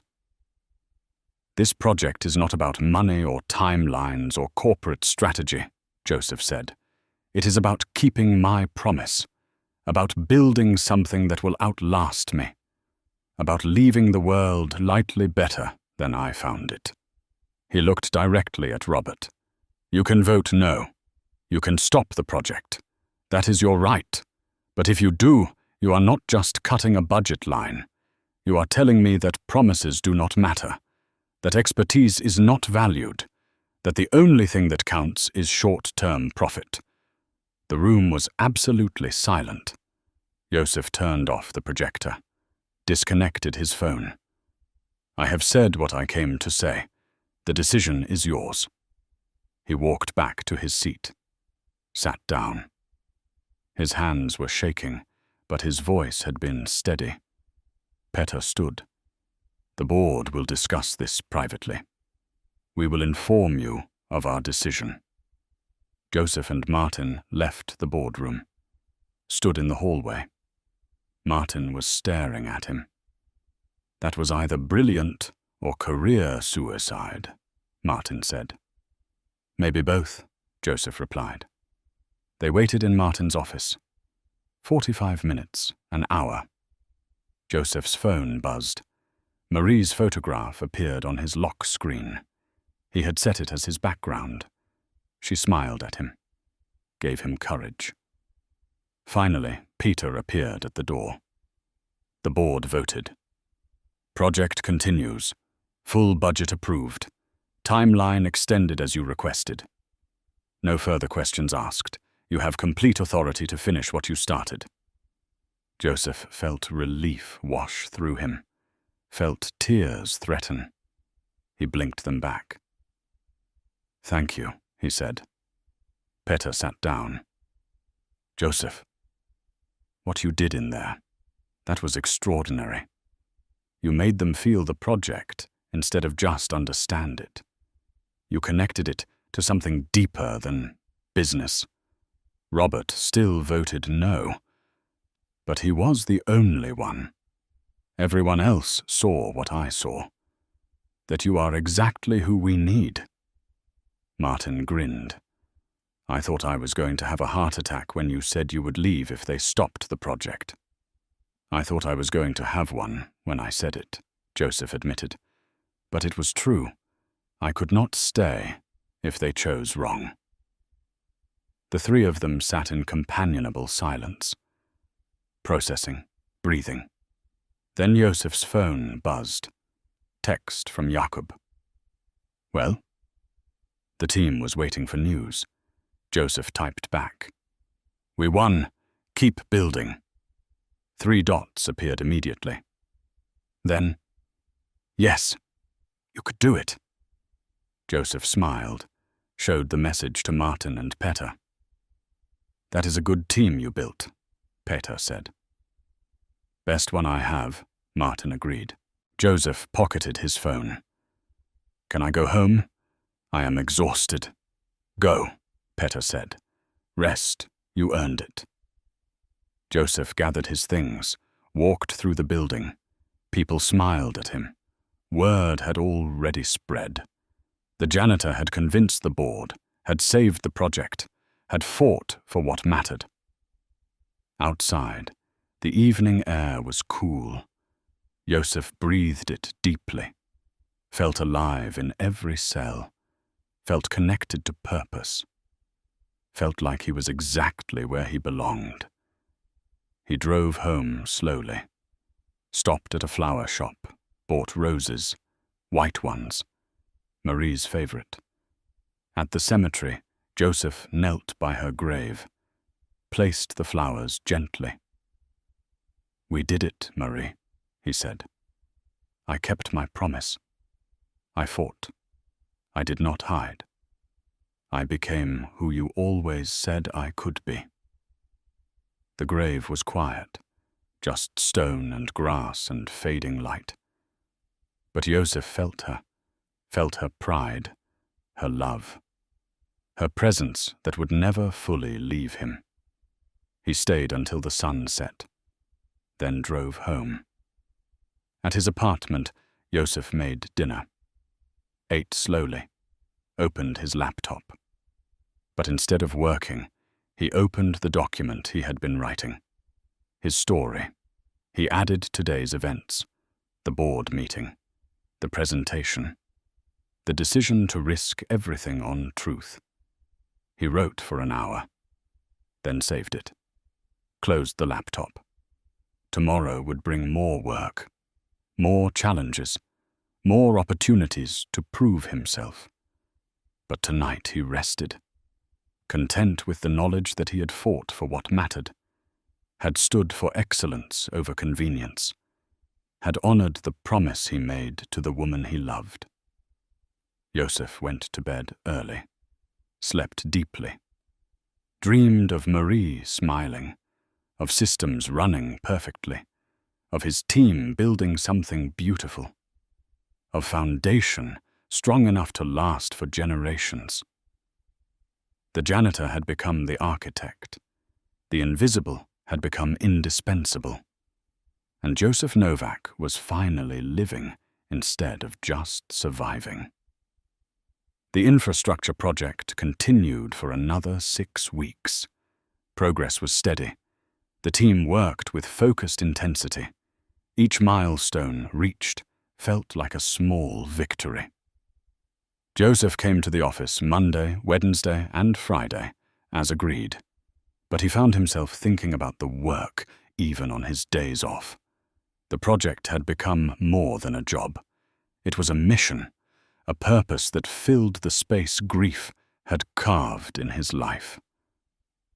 One Wednesday morning in early November, Joseph arrived to find Martin waiting by his desk. The expression on Martin's face was strange, worried, excited, confused, all at once. We need to talk, Martin said, privately. They went to an empty conference room. Martin closed the door. Sat down heavily.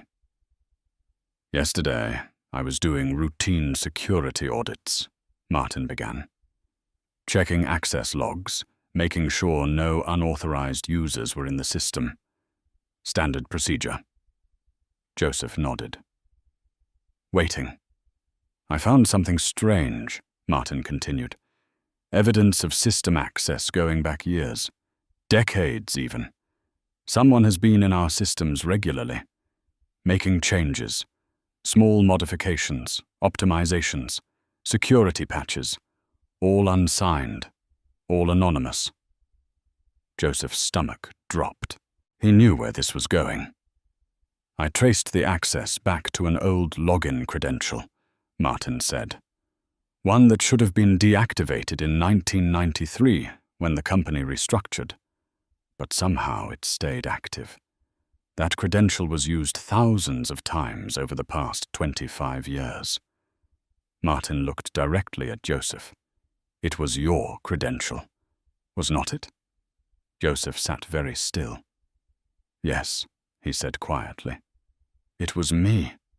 Martin leaned back, ran his hands through his hair. For 25 years, you have been accessing our systems without authorization, making changes without approval. That is a serious violation, Joseph. I could be fired for knowing about it and not reporting it immediately. I know, Joseph said. I should have told you. Should have disclosed it. But I was afraid if I admitted what I had been doing, you would see it as a crime instead of service. Martin pulled out a tablet, showed Joseph a spreadsheet. I spent all night analyzing what you did with that access. Every change you made, every file you touched, every line of code you modified. Joseph looked at the data. His secret work laid bare. 273 security vulnerabilities patched, Martin read. 41 performance optimizations. 17 critical bugs fixed before they could cause problems. Hundreds of hours of work, all done silently, all done perfectly. He set down the tablet. You have been protecting this company for decades, protecting us from threats we never knew existed, fixing problems before they became catastrophes. And nobody knew. Nobody thanked you. Nobody compensated you. Why? Because it needed to be done, Joseph said simply. Because I saw problems and I knew how to fix them. Because letting something break when you can prevent, it feels like moral failure. Martin was quiet for a long moment. The board needs to know about this, he finally said. Joseph felt cold certainty settle in his chest. If they know, they will see it as unauthorized access, as a security breach. They will want me fired, probably prosecuted. I know, Martin said, but I cannot hide this. It is in the logs now. If an external auditor finds it, if anyone else discovers it, the consequences will be worse, for you and for me. Joseph understood. Martin was right. The truth would come out eventually. Better to control the narrative than have it discovered. When will you tell them? Joseph asked. This afternoon, Martin said. Emergency board meeting. Peter already knows. He is the one who told me to dig into the access logs. He suspected something after that first night when you fixed the crisis, when your old login worked. Joseph nodded slowly. Processing. So this is the end, he said. The project, the position, everything. I do not know, Martin said honestly. But Joseph, you need to understand something. What you did was technically illegal. Unauthorized system access. It does not matter that you were helping. In the eyes of the law, In the eyes of corporate policy, you violated serious rules. No, Joseph said. I always knew. But I did it anyway, because it was right.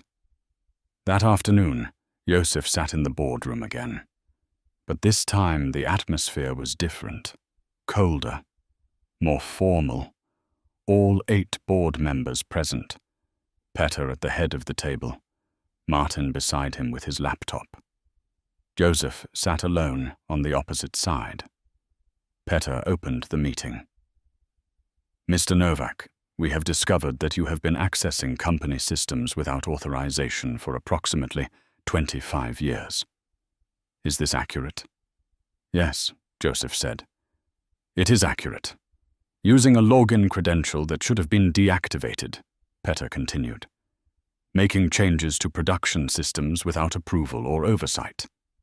Also accurate, Joseph confirmed. Robert spoke up. The board member who had opposed the infrastructure project. Do you understand that what you did is illegal? That it constitutes unauthorized computer access? That we could prosecute you? I understand, Joseph said. Then why did you do it? Robert demanded. Because your systems needed protection, Joseph said. And nobody else was providing it. Because I had the skills and the access and the knowledge. Because watching something fail when you can prevent it is unbearable. Did you steal data? Robert asked. No. Did you sabotage anything? No. Did you access personnel files or financial records or anything confidential? No, Joseph said. I only touched technical systems, infrastructure, code. Nothing else. Then what exactly did you do? Lenka asked. She sounded genuinely curious rather than accusatory. Martin opened his laptop. May I? Petter nodded. Martin projected the analysis he had shown Joseph earlier. For the past 25 years, Joseph has been our invisible guardian. He has prevented 273 security breaches, fixed 41 critical performance issues, resolved 17 bugs that would have caused major system failures, all without asking for credit or compensation, all while working as a janitor. The board members studied the data. Some looked impressed, others looked concerned. This is still unauthorized access, Robert insisted, regardless of intent, regardless of outcome. Rules exist for a reason. You are right, Joseph said. Rules exist for a reason. But sometimes rules are inadequate. Sometimes the right action is technically wrong. I am not asking you to excuse what I did. I am asking you to understand why I did it. Another board member spoke. An older man named Thomas. When did this start? 1993, Joseph said. I was hired as a junior programmer, but I had to decline the position due to family circumstances. I took the janitorial job instead. But my login was never deactivated. I discovered this by accident months later. And I started using it to monitor the systems, to learn, eventually to help. Why did you never disclose this? Thomas asked. Because I was afraid, Joseph said honestly. Afraid you would see me as a criminal. Afraid I would lose access. Afraid the work would stop. So I stayed, silent, kept helping in secret. Told myself it was better to ask forgiveness than permission. Except I never asked for either. Lenka spoke again. The changes you made, were they ever harmful? Did anything you do cause problems? Martin answered. I have verified every modification. Every change improved system performance or security. There is not a single instance of harm. Not one mistake. Not one problem created. He paused. In fact, I found evidence that 3 of Joseph's patches prevented what would have been catastrophic failures. 1 in 2007, 1 in 2012, 1 in 2019. Without his intervention, we would have lost significant data, maybe gone out of business. The room was silent, processing this information. Peter looked at Joseph. Why are you telling us this now? Why not just keep hiding it? Because Martin found it, Joseph said, and because I am tired of secrets, tired of hiding. I would rather face consequences honestly than keep living in fear of discovery. Robert was not satisfied. This is a security nightmare. If he could access our systems unauthorized for 25 years, who else might have access? What other vulnerabilities exist? That is a fair question, Joseph said, and one I can answer. I have documented every entry point I used, every vulnerability in your security protocols, everything that allowed my access to continue undetected. I will give you all of it. Help you close every gap. Make sure nobody else can do what I did. Why would you do that? Robert asked suspiciously. If we close those gaps, you lose your access. I do not need secret access anymore, Joseph said. I have official access now, official position, official authority. I do not want back doors. I want legitimate channels, proper processes, transparent work. Lenka leaned forward. What do you want from us, Mr. Novak? What outcome are you hoping for? I want to finish the infrastructure project, Joseph said. I want to train my team properly. I want to leave this company better than I found it. And then I want to retire knowing I did right by the people who depend on these systems. Whether you fire me today or let me continue, I will have no regrets. I did what I believed was necessary. I protected what needed protecting. Robert shook his head.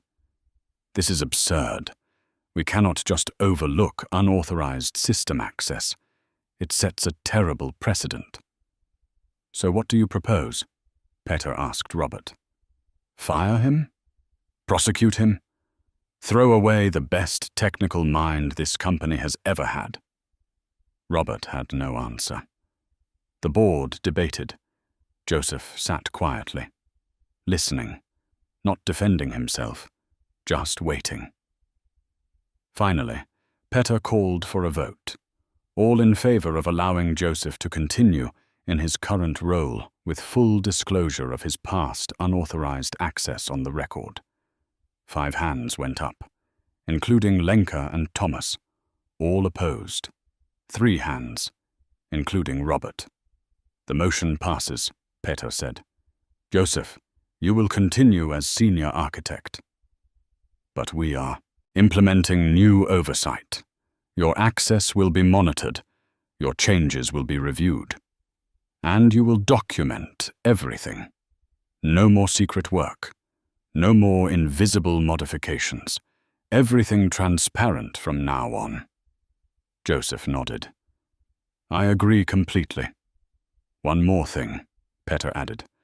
We are conducting a full security audit, using your documentation of vulnerabilities as a starting point. We are going to close every gap.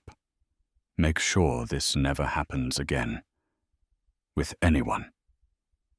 Good, Joseph said. That is exactly what should happen. The meeting adjourned. Board members filed out. Some looked satisfied. Others looked troubled. Robert left without looking at Joseph. But Lenka stopped by his chair.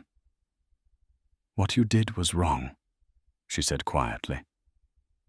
But it was also extraordinary. I hope you understand how rare you are, how valuable. Thank you, Joseph said. Martin and Joseph walked back to the technical department in silence.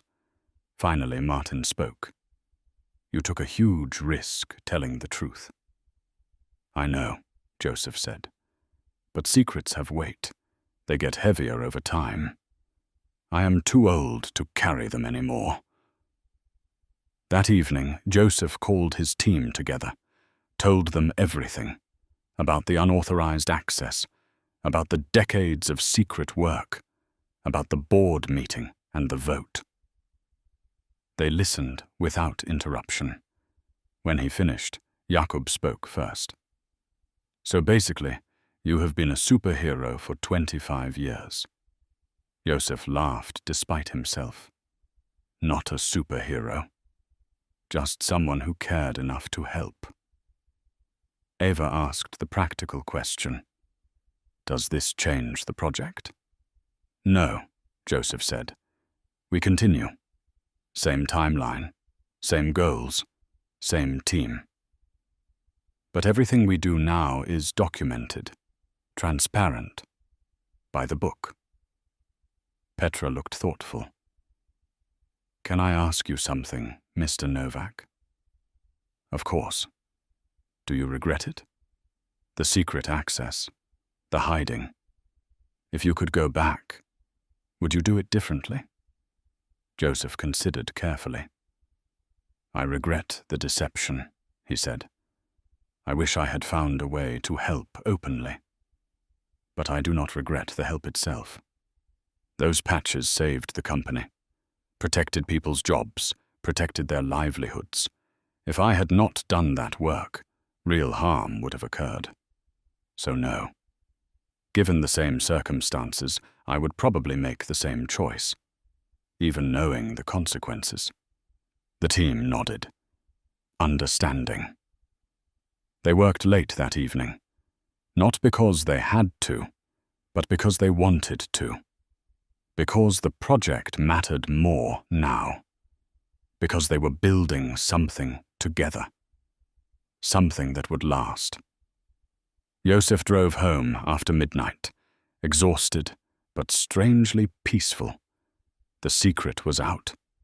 The truth was known. He had survived the exposure. At his apartment, he sat with Marie's photograph. You would probably scold me, he told her. Tell me I should have been honest from the start. That secrets always cost more than truth. And you would be right. But I think you would also understand why I did it. Why I could not just watch things break and do nothing. The photograph smiled, silent but somehow approving. Joseph set it down gently, opened his laptop, started documenting every vulnerability he had ever exploited, every back door he had ever used, every security gap he had discovered. It took hours. Page after page of technical details. By dawn, he had a complete report. 50 pages. Every secret laid bare. Every shadow brought into light.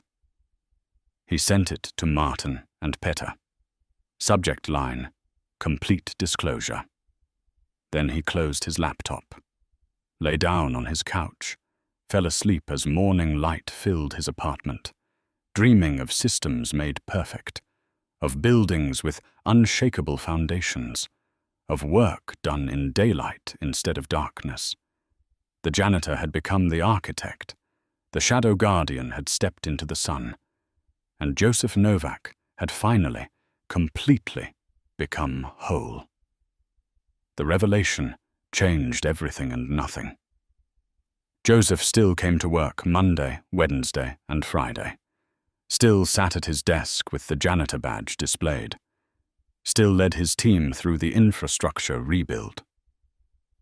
But something was different. People looked at him differently now. Not just with respect, but with something deeper. Awe, maybe. Or recognition of sacrifice. Word had spread through the company about what Joseph had done. About the 25 years of silent protection. about the unauthorized access that had saved the company repeatedly. The story took on mythic qualities. People exaggerated it, made it bigger than it was. Joseph tried to correct the narratives, but eventually gave up. Let people believe what they needed to believe. The work was what mattered.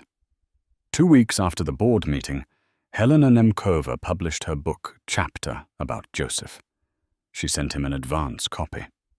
Joseph read it sitting at his kitchen table, saw his life reflected back through her analytical lens. She had titled the chapter, The Invisible Expert, How Organizations Overlook Their Greatest Assets. It was thoughtful, nuanced, and painfully accurate. Helena had captured not just what Joseph did, but why it mattered. How many others like him existed in companies everywhere, doing essential work without recognition, holding systems together through competence and care. The chapter ended with a call to action. Organizations must learn to see their people completely, to look beyond titles and credentials, to recognize that expertise lives everywhere, sometimes in the least expected places.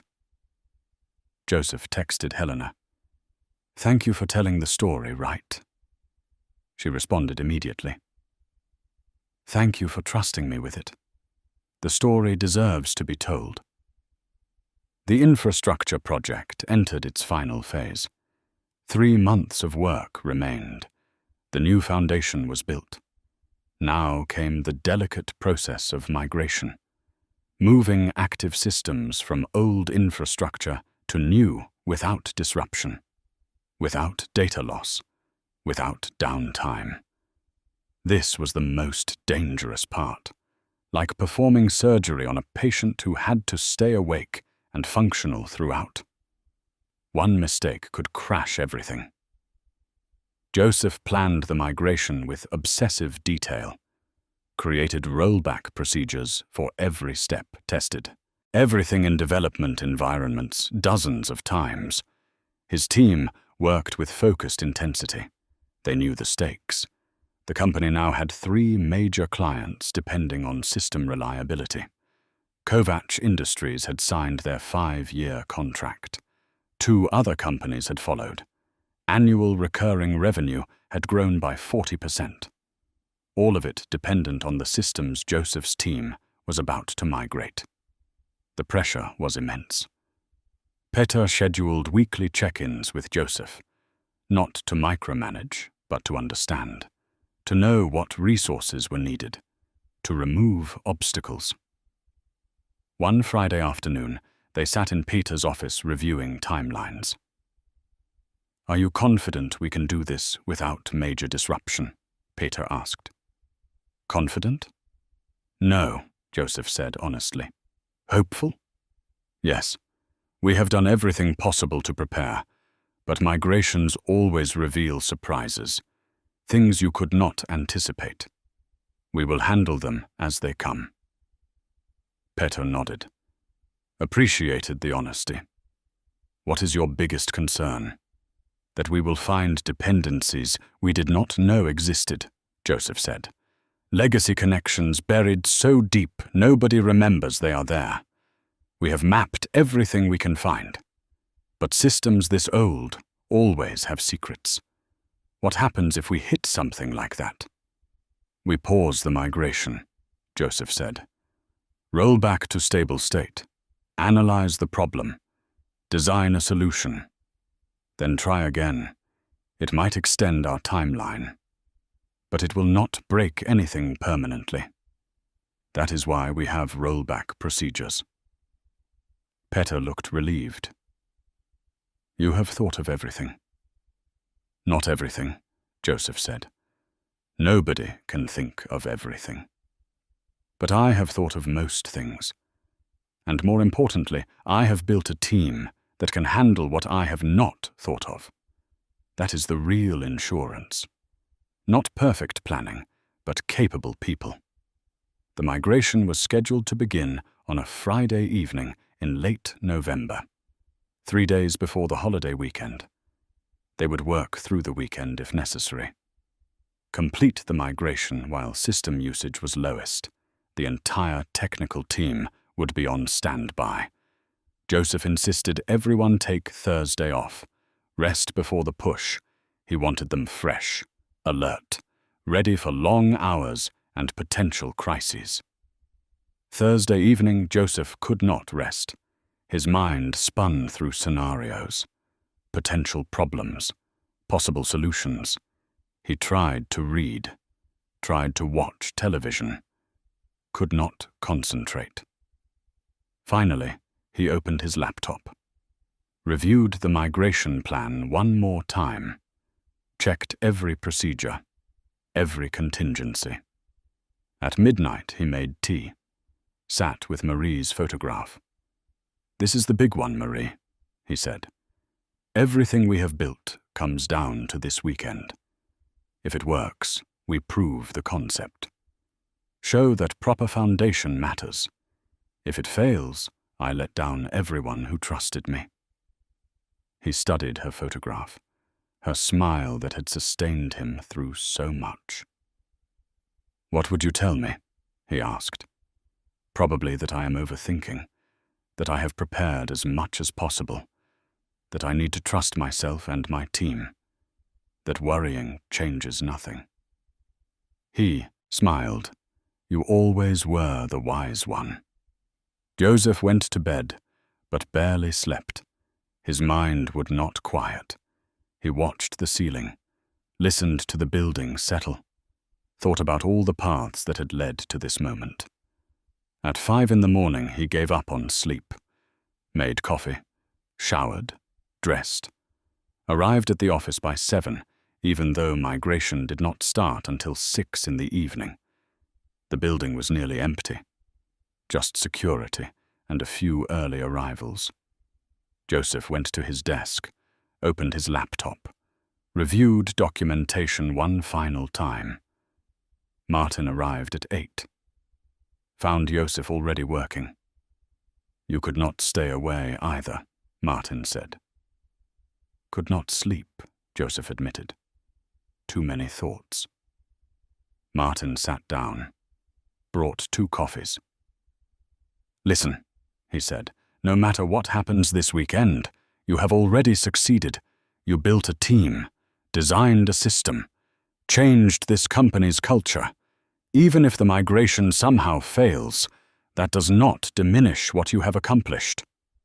"But it will not fail," Joseph said, "because failure is not an option." Martin smiled.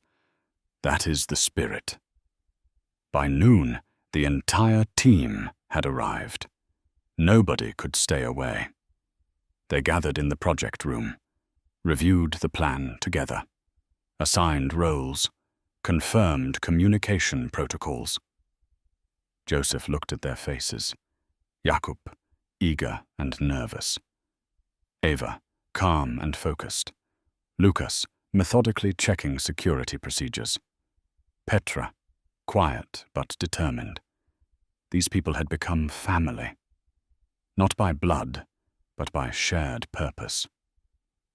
"No matter what happens tonight," Joseph told them, "I am proud of you, proud of what we built together. You are the best team I have ever worked with." They smiled, nodded, felt the weight of the moment. Petter appeared in the doorway, wanted to say good luck. "The whole company is counting on you. No pressure, though." They laughed, needed the tension break. "We will make it work," Jakub said, "because Mr. Novak taught us how." The afternoon crawled. Joseph tried to eat but had no appetite, tried to relax but could not. At 5 o'clock, the team reconvened. Final preparations. At 5:30, the company sent out a notification. System maintenance beginning at 6. Users should save work and log out. Expect possible brief interruptions through the weekend. At 5:45, Joseph stood in the server room, his team around him. Monitors showing system status. Everything green. Everything ready. "This is it," Joseph said. We follow the plan. We communicate constantly.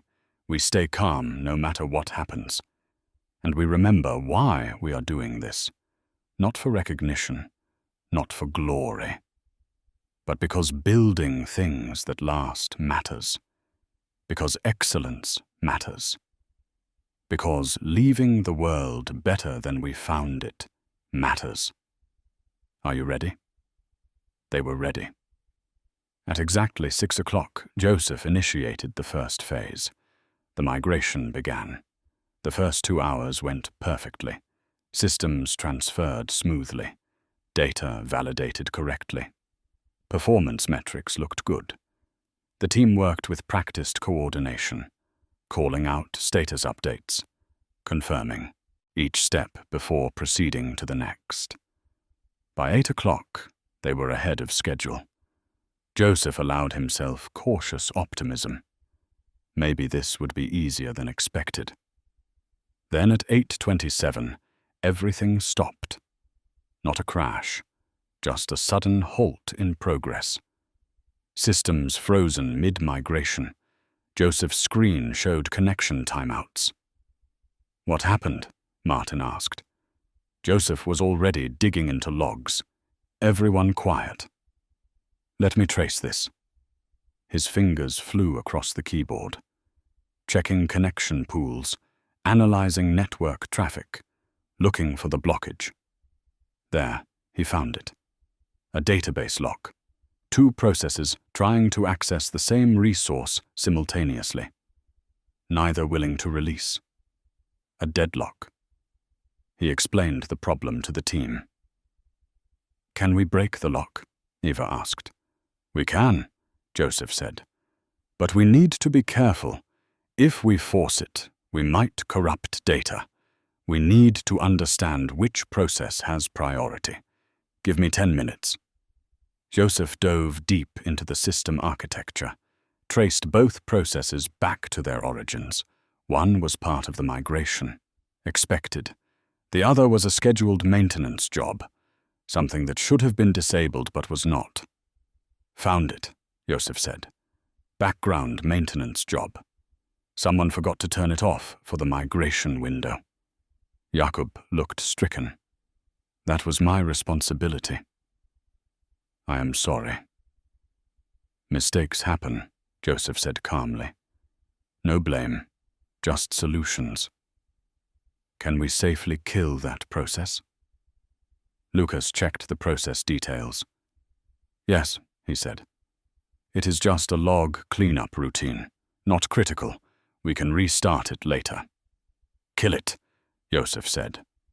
Lucas executed the command. The deadlock broke. Systems resumed. The migration continued. Jakob was quiet, clearly beating himself up. Joseph walked over to him. Hey, he said gently. Look at me. Jakob met his eyes. You made a mistake, Joseph said. Welcome to being human. What matters is we caught it, fixed it, learned from it. You will never forget to check background jobs again. That lesson just got burned into your memory. And that makes you better. Jakob nodded, looked grateful. Thank you for not being angry. Anger wastes energy, Joseph said. We need energy for problem solving, not for blame. The migration continued through the night. Small problems emerged. Network latency issues, memory allocation warnings, data validation errors. But nothing catastrophic. Nothing the team could not handle. Joseph moved between workstations, helping, guiding, teaching. He saw problems before they became critical, suggested solutions before people got stuck. His decades of experience showing. At 3 a.m, they reached a major milestone. Half the systems migrated successfully, on schedule despite the deadlock delay. Take a break, Joseph ordered. Everyone. 20 minutes. Food and coffee in the break room. The team protested, wanted to keep pushing. 20 minutes, Joseph repeated. firmly. "You cannot think clearly when exhausted. We have another full day ahead. Rest now." They obeyed, filed out to the break room. Joseph stayed, behind, stared at the monitors. Everything was working. They were going to make it. Martin returned first, brought Joseph a sandwich. "You need to eat too." Joseph accepted it, took a bite even though he still was not hungry. "This is going well," Martin said. "Better than I expected." "Not over yet," Joseph replied. "The hardest parts are still ahead. Integration testing, performance validation, user acceptance. But yes, so far so good." The team returned, energized by food and rest. They worked through dawn. Sunlight crept through windows. The building slowly came alive with weekend staff. Security making rounds, maintenance checking systems. By noon on Saturday, 3/4 of the migration was complete. Only the most complex systems remained, the ones with the most dependencies, the highest risk. Joseph called another break. Longer this time. 2 hours. "Go home if you live close. Shower, nap, come back at 3. We finish tonight." People left reluctantly. Joseph stayed. Could not leave. Would not leave. Peter appeared, looked tired. He had been monitoring from home. "I saw the deadlock last night," Peter said. "Saw how you handled it." "That was masterful." "Just experience," Joseph said. "You have seen enough problems. You recognize patterns. Learn what works." Peter sat down. "Can I tell you something?" "Of course. When I inherited this company, I thought I knew everything. Thought my education and my father's legacy were enough. But you taught me that wisdom is not the same as knowledge. That experience matters more than credentials. That the best leaders recognize expertise wherever it lives." "Thank you for that lesson." Joseph nodded, appreciating the acknowledgement. "You were willing to learn," he said. "That is rare. Many leaders are not. That is why this worked. Not because of me, because you created space for people like me to contribute." They sat in comfortable silence. 2 men from different generations, different backgrounds, united by commitment to excellence. At 3 o'clock, the team reconvened. Final push. The last systems were the most critical. Customer-facing applications, financial databases, communication platforms, everything that directly impacted users. Joseph walked them through each step, patient, thorough, checking everything twice. They worked with intense focus. No jokes now. No casual conversation. Just concentration. By 8 o'clock Saturday evening, the final system transferred. Joseph ran comprehensive tests, checked every connection, every data flow, every integration point. Everything worked.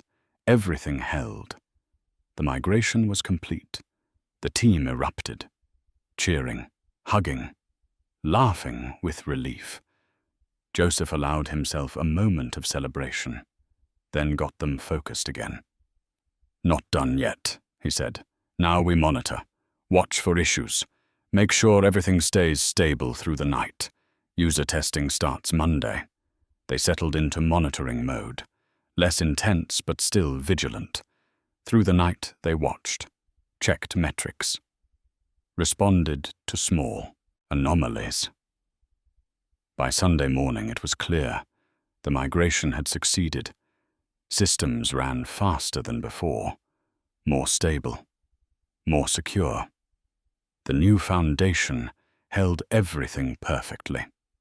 At noon Sunday, Joseph authorized the official announcement. Migration complete. All systems operational. New infrastructure live. The company sent out notifications. Users could return to normal operations. Everything would work better now. Faster. Safer, Yosef's team gathered one final time. "We did it," Jakob said. "We actually did it." "You did it," Yosef corrected. "I just showed you the path. You walked it yourselves." They left the office together, exhausted but triumphant. Yosef was the last to leave. He stood in the empty server room, listened to the quiet hum of equipment, felt profound satisfaction. This was what he had promised Marie, to build something lasting, to use his gifts fully, to leave things better than he found them.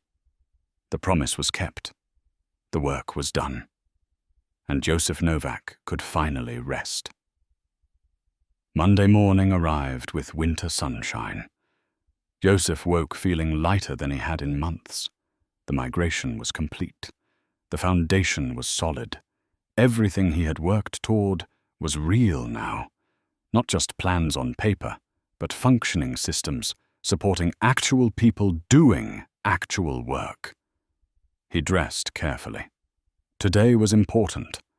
The company was holding a formal presentation about the infrastructure project, not just for internal teams, but for clients, for partners, for the industry. Technoviraba wanted to showcase what they had accomplished, what was possible when you invested in foundation properly. Joseph had resisted being the face of the presentation, suggested Martin or Peter should lead it, but they insisted this was Joseph's project, his vision, his story. He should tell it. So he agreed. Though his stomach twisted with nerves as he drove to the office. The presentation was scheduled for 2 in the afternoon. Joseph spent the morning reviewing his slides, practicing his talking points. He had never been comfortable with public speaking, preferred the quiet work of coding to the performance of presenting. But this mattered, not for ego, but because the story could help others, could show that transformation was possible, that hidden expertise could emerge, that it was never too late. At noon, people started arriving. Clients from Kovac Industries, representatives from 2 other major partners, industry journalists, technical experts from competing firms. The presentation hall filled, over 100 people. Joseph watched from backstage, felt his heart race, felt his hands go cold. This was so far outside his comfort zone. Jakob found him, put a hand on Josef's shoulder. "You are going to be amazing, Mr. Novak. Just tell the truth. That is all you need to do." Joseph nodded, appreciated the encouragement. The lights dimmed. Peter walked on stage, welcomed everyone, provided context about the company's growth, the challenges they faced, the decision to rebuild their infrastructure properly. And then he told Joseph's story, the janitor who saved the company one night, who revealed decades of hidden expertise, who led the transformation from shadow to light. Some people in the audience already knew the story, but hearing Peter tell it, hearing the emotion in his voice, made it fresh, made it powerful. When Peter said Joseph's name, the applause started. Joseph walked onto the stage. The lights were bright. He could barely see faces beyond the first few rows. But he felt their attention, their curiosity, their expectation. He reached the microphone, gripped the podium to steady his hands, looked out at the sea of people. Took a breath. "Thank you for being here," Joseph began. His voice sounded strange through the speakers. Too loud, too exposed. "I am not comfortable on stages. I am more comfortable with code than crowds. But I have learned that sometimes the uncomfortable thing is the necessary thing." Laughter rippled through the audience. Joseph felt some tension release. "I want to tell you about invisibility," he continued, "about how easy it is to overlook people, to see their role instead of their capability, to assume that titles reflect talent. For 20 years, I cleaned floors in this building. People walked past me every day. They did not see me. Not really. I was furniture, background, invisible. And I let myself be invisible because it was safe. Because being seen meant being vulnerable, meant risking rejection." The audience was completely silent now, listening. "But invisibility has a cost," Joseph said. "It costs the invisible person their sense of worth, their connection to purpose, and it costs organizations access to capabilities they desperately need. How much talent is walking your hallways right now, unrecognized? How many people have gifts you are not using because you are not looking?" He clicked to the first slide, a photograph of his janitor uniform. "This uniform made me invisible," Joseph said, "but it also freed me. When you are invisible, people do not guard their words around you. They speak freely. I heard every problem, every frustration, every concern. And at night, in my small apartment, I solved those problems, quietly, secretly, for 25 years. The next slide showed his kitchen table, his laptop, his notebooks. "This was my real office," Joseph said, "where I did my real work. Not for money, not for recognition, but because solving problems is in my blood. Because leaving things broken when you can fix them feels like moral failure." He walked them through the night of the crisis, the system failure, the moment he decided to step forward, to stop hiding, to risk being seen. "I could have stayed silent that night," Joseph said, "could have let the experts handle it. But I knew they would not find the solution in time. So I spoke up, and everything changed. The next slides showed the infrastructure project, the team, the architecture diagrams, the migration timeline.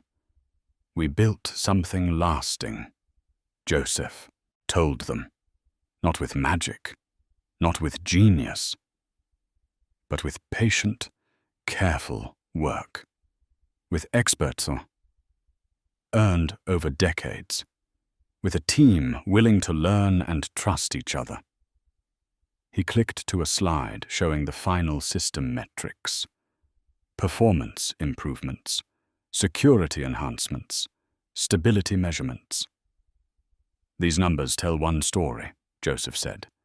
"They show that proper foundation matters, that investing in infrastructure pays dividends. But there is another story here, a human story." He clicked to a photograph of his team, 5 faces, smiling at the camera. "This team taught me that leadership is not about having all the answers. It is about creating space for people to find answers together, about trusting capability over credentials, about seeing people completely." Jakub sat in the front row. Joseph saw him wipe his eyes, Eva and Lucas beside him, Petra next to them, his team, his family. "I am 63 years old," Joseph continued. "For most of my life, I believed my best years were behind me, that I had missed my chance, that circumstances had closed doors permanently. I was wrong." The audience leaned forward, some taking notes, others just absorbing. "It is never too late to become who you were meant to be," Joseph said. "Never too late to use your gifts. Never too late to build something meaningful. But it requires courage, requires stepping out of safety, requires risking visibility. His voice grew stronger, more certain. I am standing here today, not because I am special, but because someone saw me, really saw me, because a crisis created an opening, because I chose courage over comfort, and because an organization was willing to look beyond my title and see my capability. He paused. Let the words settle. Every person in this audience has gifts, Joseph said. Talents waiting to be used. Maybe you are using them already. Or maybe you are hiding like I hid, telling yourself it is too late, that your circumstances are too limiting, that nobody would listen anyway. The room was absolutely silent. You are wrong, Joseph said simply. It is not too late. Your circumstances do not define you, and someone will listen. But you have to speak. You have to step forward. You have to risk being seen. The applause started before he finished speaking, growing louder. People standing. Joseph felt overwhelmed, felt tears threaten.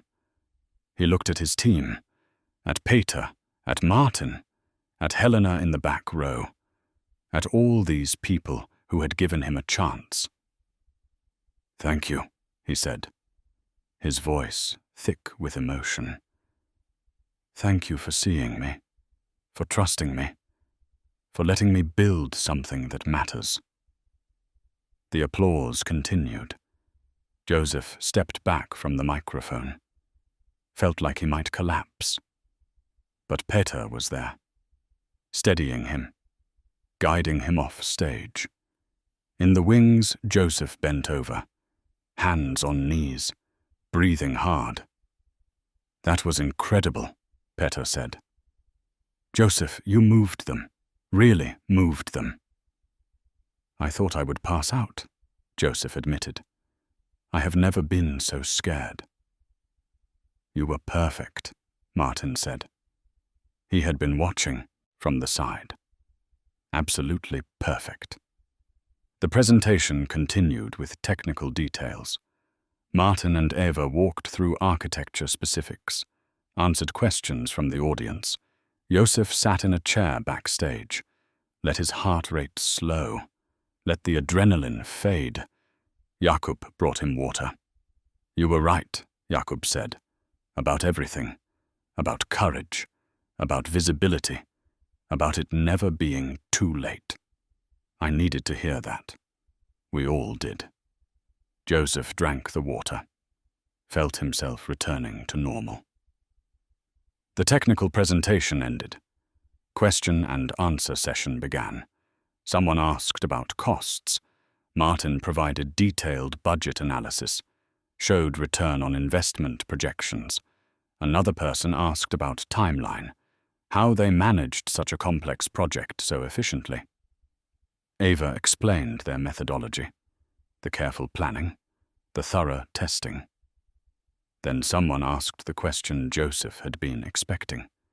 A journalist from a technology publication. How do you feel about the fact that Mr. Novak accessed your systems without authorization for 25 years? Is that not a security concern? Martin handled it, smoothly, professionally. It was a concern, Martin said, and we addressed it comprehensively.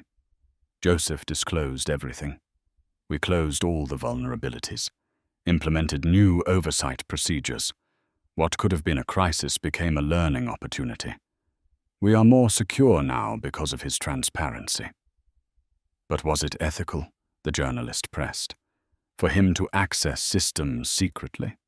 Was it ethical for us to overlook his expertise for 20 years? Martin countered. To assume that because someone mops floors, they have nothing to contribute? Joseph did what he thought was necessary to protect the company. Were his methods perfect?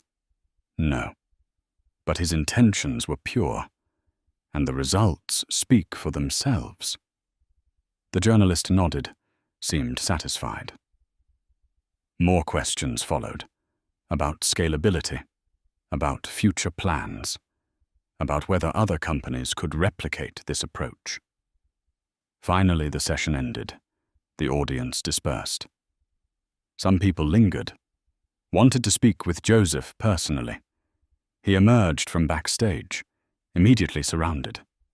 A woman introduced herself, Chief Technology Officer from a major manufacturing firm. That story resonated deeply, she said.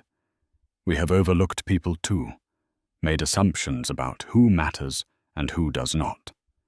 You have inspired me to look harder, to see more completely. Thank you. Others approached, shared similar sentiments, told their own stories of hidden expertise, of talents unused, of people finally being seen. Joseph listened to each one, offered encouragement, felt humbled by their vulnerability. An older man waited until the crowd thinned, then approached. His face was weathered, his clothes simple. I work maintenance at a hospital, the man said quietly. Been there 30 years. I have ideas about how to improve our systems, about efficiency, about safety. But nobody asks me. Nobody listens. Today you showed me. Maybe I should speak up. Anyway, maybe someone will hear. Yes, Joseph said. Speak up. Your experience matters. Your ideas matter. You matter. The man's eyes filled. He shook Joseph's hand, held it for a long moment, then left. Joseph felt the weight of that interaction, felt the responsibility of visibility. His story was not just his anymore. It belonged to everyone who saw themselves in it, everyone who needed hope that change was possible. The presentation hall emptied slowly. People gathered in small clusters, discussing what they had heard, processing the implications for their own organizations. Joseph stood near the stage, exhausted but unable to leave. His team surrounded him, protecting him from the overwhelming attention. You changed lives today, Ava said quietly. Did you see their faces? They were not just listening, they were understanding, feeling. Joseph nodded, still processing everything himself.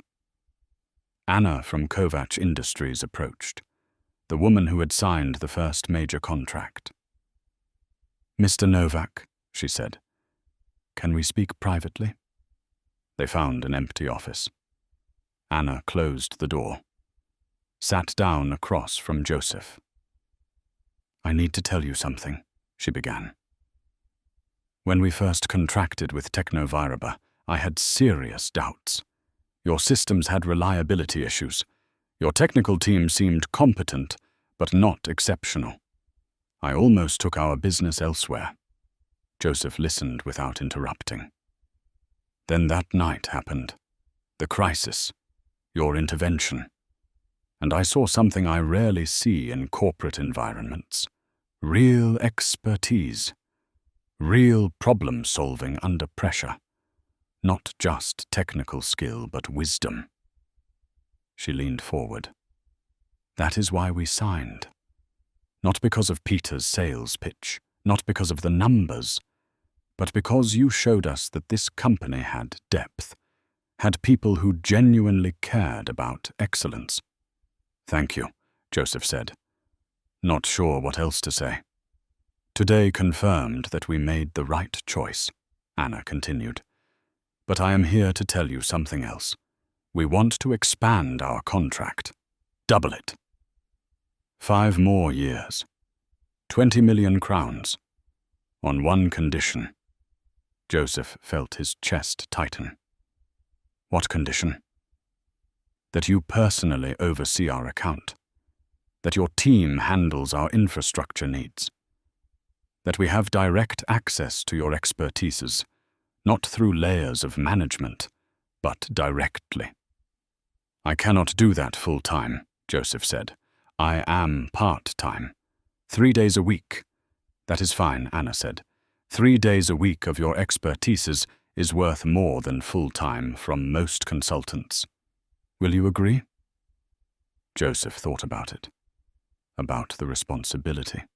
About the commitment. But also about the opportunity to keep building. Keep helping. Yes, he said. I agree. Anna smiled. Stood. Extended her hand. Then we have a deal. I will have contracts drawn up this week. They shook hands. Anna left. Joseph sat alone in the office. 20 million crowns. Because of him. Because people trusted his expertise. The weight of it was enormous, but also thrilling. Martin found him 10 minutes later. There you are. We have been looking everywhere. More people want to speak with you. Joseph followed Martin back to the presentation hall. A group of young people waited. Students from the local university. Technical programs. They approached nervously. We saw the presentation, one young woman said. Her name tag read Simona. We are all studying computer science. We thought we knew what our careers would look like. Graduate? Get hired by a big company. Work our way up the ladder. Joseph waited for her to continue. But your story showed us something different, Simona said. That career paths are not always linear. That value is not always recognized immediately. That patience and persistence matter as much as talent. Another student spoke up. A young man named Philip. My father is a bus driver. He always felt bad that he could not give me a professional career path, could not open doors. But you showed that doors open in unexpected ways, that where you start does not determine where you finish. Joseph felt emotion rise in his throat. Your father gave you something more valuable than connections, Joseph said. He gave you work ethic. He showed you dignity in labor. Those lessons will serve you longer than any network. Simona asked the question they all clearly wanted to ask. Would you be willing to speak at our university, to tell your story to more students, to help them understand that there are many paths to meaningful work? Joseph hesitated. Public speaking still terrified him. But these young faces looked at him with such hope, such hunger for wisdom. How could he refuse? Yes, he said. I will speak. The students erupted in excited chatter, thanked him profusely, exchanged contact information with Martin to arrange details. After they left, Joseph turned to Martin. What have I agreed to? You agreed to inspire the next generation, Martin said. To pass forward what was given to you. That is what great teachers do. I am not a teacher, Joseph protested. You are exactly a teacher, Martin replied. You have been teaching all along. Our team, the board, now students. Teaching is not about credentials. It is about sharing what you know in ways that help others grow. The rest of the afternoon blurred. More conversations, more handshakes, more people wanting pieces of his story. By 6 o'clock, Joseph was completely drained. He found a quiet corner, sat down heavily, closed his eyes. Helena found him there. You survived, she said. Barely, Joseph replied, without opening his eyes. I thought I knew what visibility meant. But this is overwhelming. Welcome to impact, Helena said. When you step into the light, when you share truth that resonates, people respond. They need what you have to offer. Not just technical expertise, but proof that transformation is possible. Joseph opened his eyes, looked at Helena. How do you handle it? The attention, the expectations. I remember why I do it, Helena said. Not for ego, not for fame, but because one person hearing my story might make a different choice, might take a risk they otherwise would not, might see themselves differently. That possibility makes the discomfort worthwhile. Joseph nodded. Understanding. Can I tell you something? Helena asked. Of course. 20 years ago, I was invited to speak at a conference. I said no. I was too busy, too focused on my work, too uncomfortable with visibility. But a colleague convinced me to go, to share my experience as a woman in technology leadership. She paused. After my talk, a young woman approached me. She was considering leaving the field, felt isolated, felt like she did not belong. My story changed her mind. She stayed, worked hard, became successful. Helena smiled. 5 years ago, that woman became Chief Technology Officer at a company you know well, because one speech gave her courage to persist. You never know what impact you will have, Joseph. You just have to show up honestly. That is enough. Joseph felt the truth of her words, felt his resistance to visibility soften. Maybe this was part of the work, part of what he owed to the younger version of himself who had spent decades invisible. The evening reception began. Catered food, wine and conversation. Joseph moved through the crowd, accepted congratulations, answered questions, told parts of his story over and over.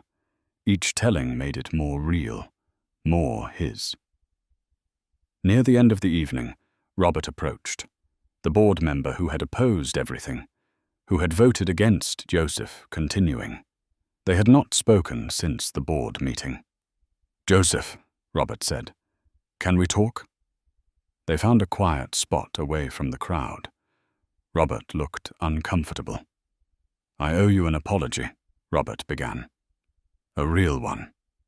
Not the corporate kind, but genuine acknowledgement of wrong. I was wrong about you, about the infrastructure project, about everything. I let my prejudices about credentials and age and appearance cloud my judgment. That was foolish, and it almost cost this company its greatest asset. Thank you, Joseph said, appreciating the honesty. Robert continued. I have spent my career believing that business is about numbers, about efficiency, about cutting costs and maximizing profit. But watching your team, seeing what you built, understanding the culture you created, I realize I have been missing something fundamental. People are not line items, Robert said. They are the actual business, their capabilities, their commitment, their care. All the things that do not show up on spreadsheets, but determine whether a company thrives or just survives. Joseph smiled. That is wisdom, hard-earned wisdom. Robert extended his hand. I am glad you stayed. Glad you fought. Glad you proved me wrong. They shook hands. Joseph felt something complete. Not just professional success, but human connection, recognition across difference. The reception wound down. People drifted away. Joseph's team gathered one final time. We did it, Jakob said. Not just the migration, but everything. We changed how this company thinks about people, about expertise, about what matters. Eva raised her wine glass. To Joseph, our teacher, our leader, our friend. They toasted. Joseph felt tears threaten again. Pushed them back. To all of you, he said, you are the ones who did the work, who took the vision and made it real. I just pointed the direction. You walked the path. Lucas spoke up. He rarely said much in groups. What happens now, Mr. Novak? Now we keep building, Joseph said. We maintain what we created. We teach others. We prove that this model works, that proper foundation enables everything else. And maybe, if we are lucky, we inspire other organizations to see their people more completely. Petra asked quietly, "Will you keep working with us?" "As long as you will have me," Joseph said. "I am not going anywhere." The team hugged, promised to celebrate properly over the weekend, then dispersed. Joseph was the last to leave the building. He walked through the empty hallways, past offices dark for the night, past conference rooms where decisions were made, past the server room where his systems hummed quietly.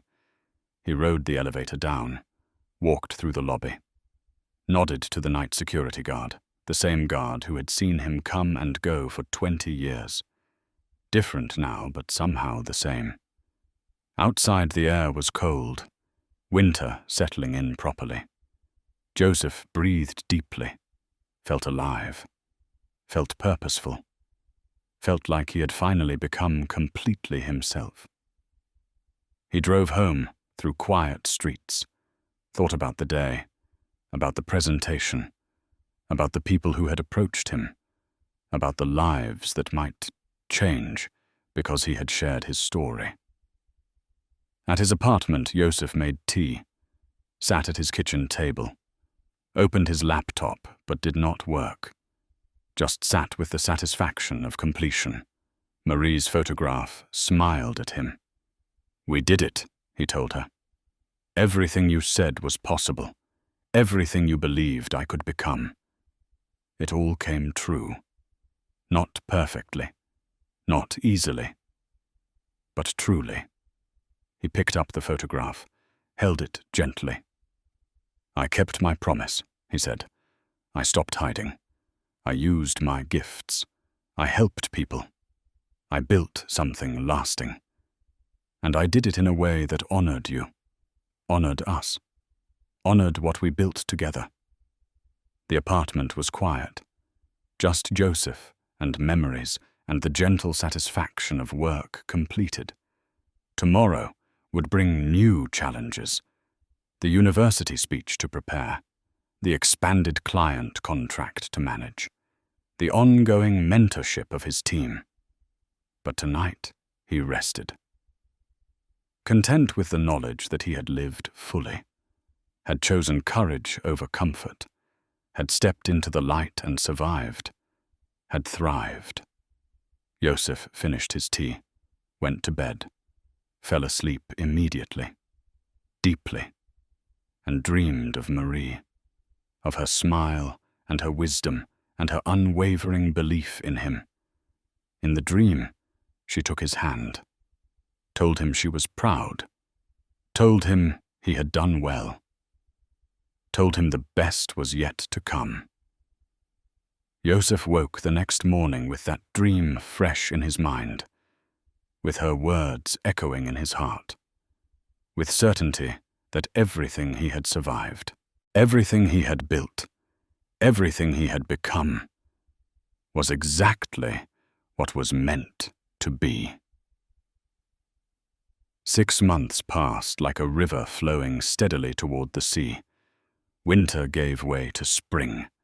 The city bloomed with new life, and Joseph settled into a rhythm that felt sustainable, purposeful, complete.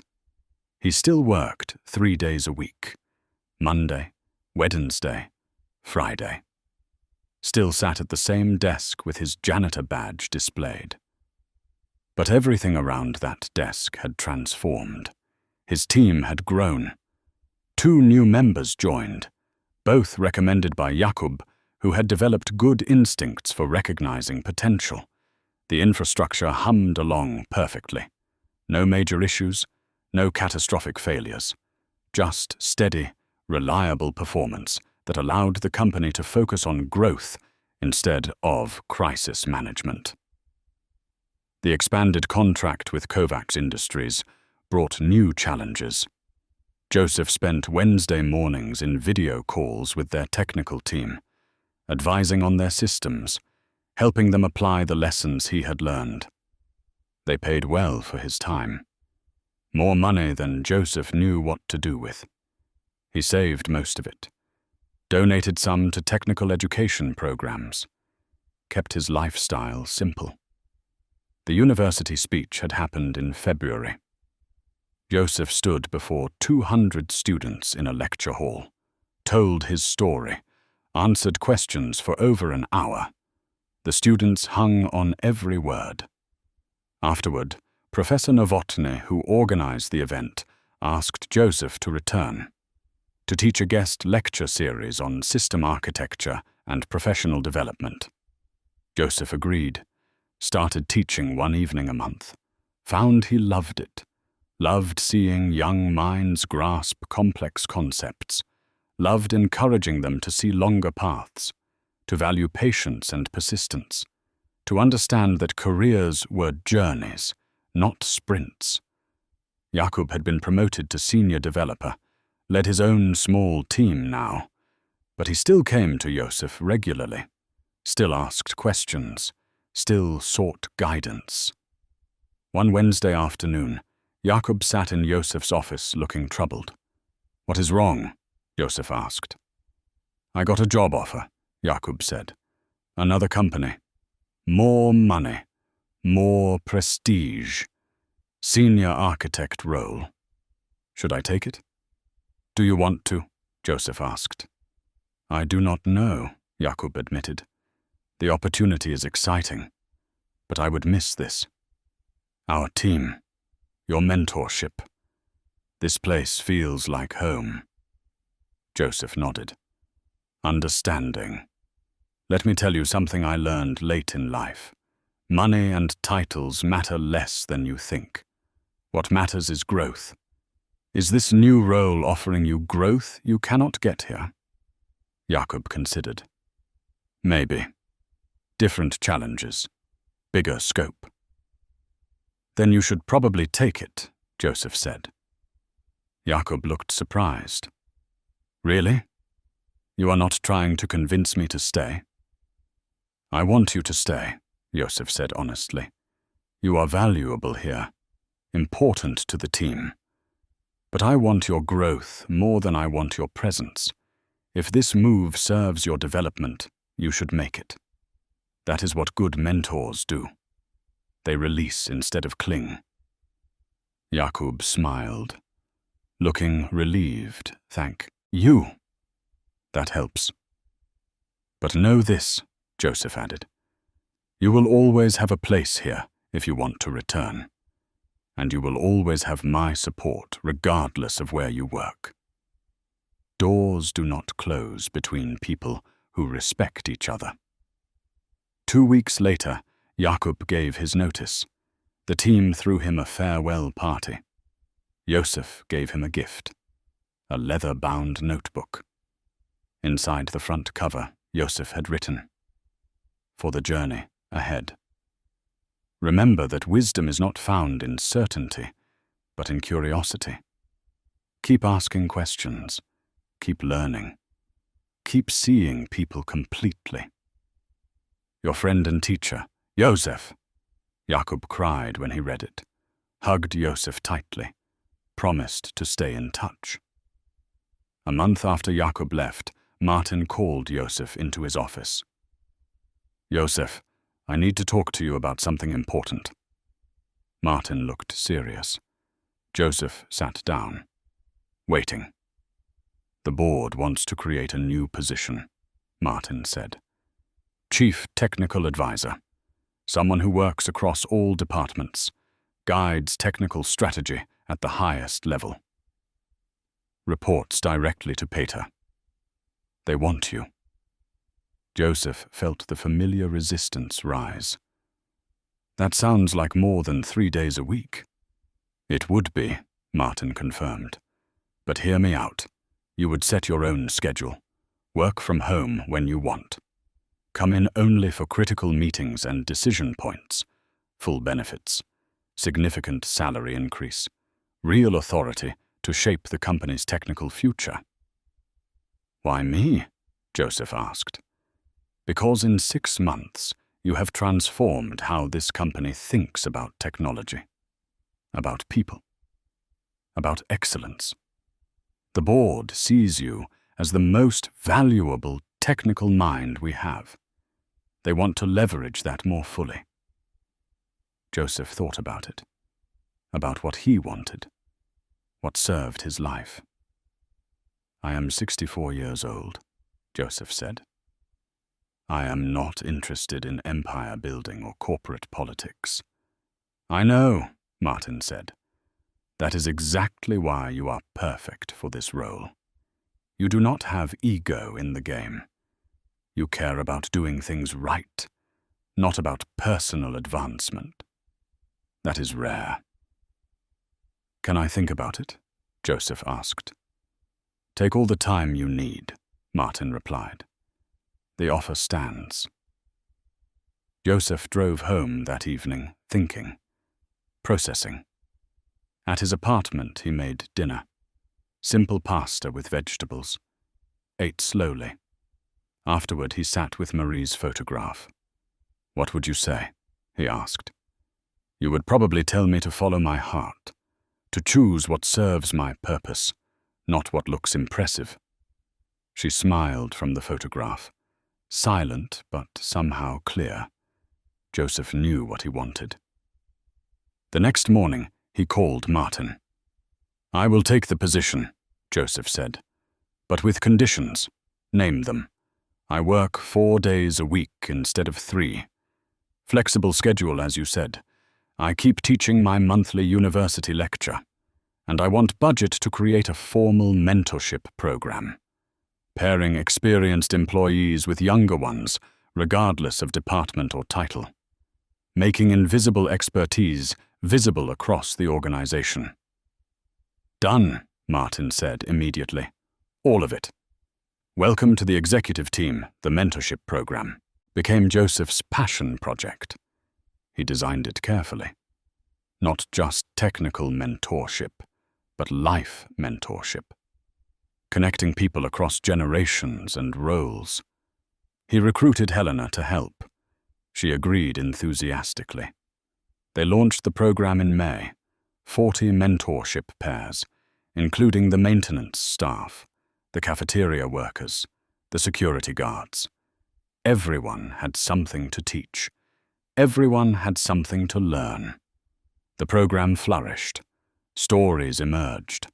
A security guard who spoke 4 languages started teaching classes. A cafeteria worker who had been a chef created a cooking club. A maintenance technician who understood electrical systems helped the facilities team redesign energy usage. Invisible expertise becoming visible everywhere. Joseph watched it happen with deep satisfaction. This was the legacy. Not just systems, but culture. Not just goal, but connection.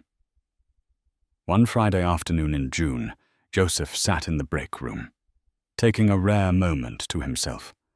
The janitor who had trained his replacement walked by, saw Joseph, stopped. Mr. Novak, the man said. His name was Thomas. Different Thomas from the board member. Younger. Can I tell you something? Of course, Joseph said. When I took over your position, people told me about you. About what you did. How you were janitor for 20 years, but were really something more. I did not believe it at first. Seemed like legend. But now I see it is true. Joseph smiled.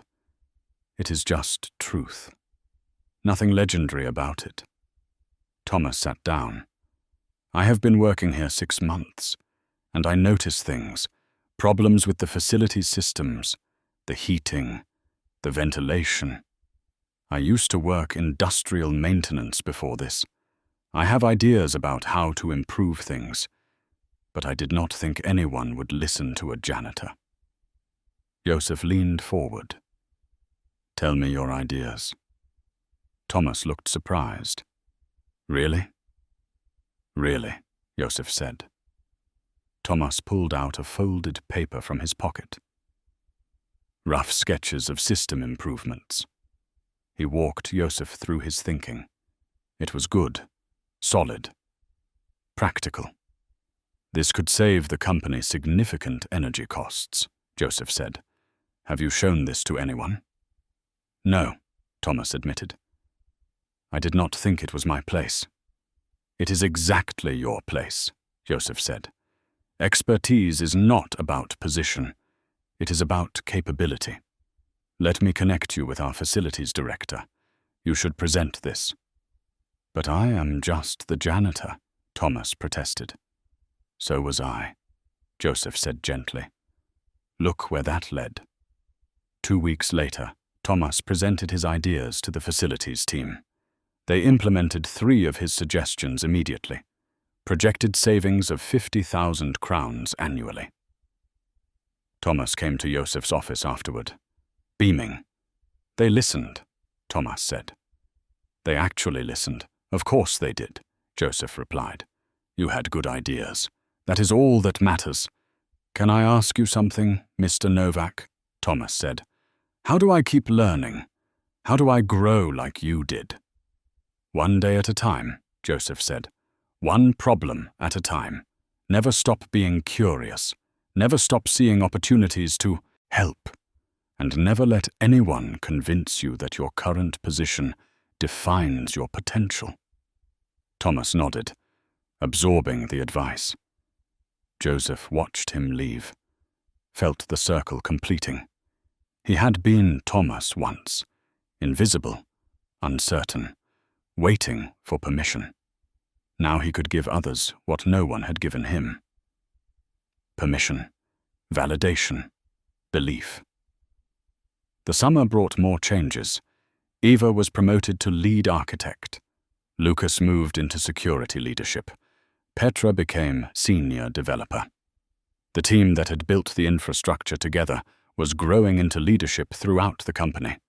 Joseph attended their promotion celebrations, felt pride watching them rise. This was success, not his own advancement, but their flourishing. In July, Helena's book was published. The chapter about Joseph was included, but she had also added an epilogue, updating his story with everything that had happened in the past year. The book sold well, generated discussion in technology circles. Joseph received emails from people around the world, sharing their own stories of invisible expertise, of hidden talents finally seen. He tried to respond to each one, to encourage, to validate, to remind them that transformation was always possible. One email stood out, from a woman in her 50s who worked as administrative assistant at a law firm. She had taught herself legal research, had been quietly helping lawyers prepare cases for years. After reading Joseph's story, she disclosed her work, asked to be moved to the paralegal team. They promoted her, with a 50% salary increase. She wrote, "Thank you for showing me it was okay to step forward. Thank you for proving that it is never too late, that we are never just our job titles. You changed my life." Joseph printed that email, put it on his wall, next to his janitor badge, reminders of the journey. In September, Joseph turned 65. His team threw him a birthday party, small gathering in the office, cake and coffee. And laughter. Jakob returned for it, flew in from his new city. The reunion was warm, full of stories and teasing. As the party wound down, Peter pulled Joseph aside. "I want to tell you something," Peter said.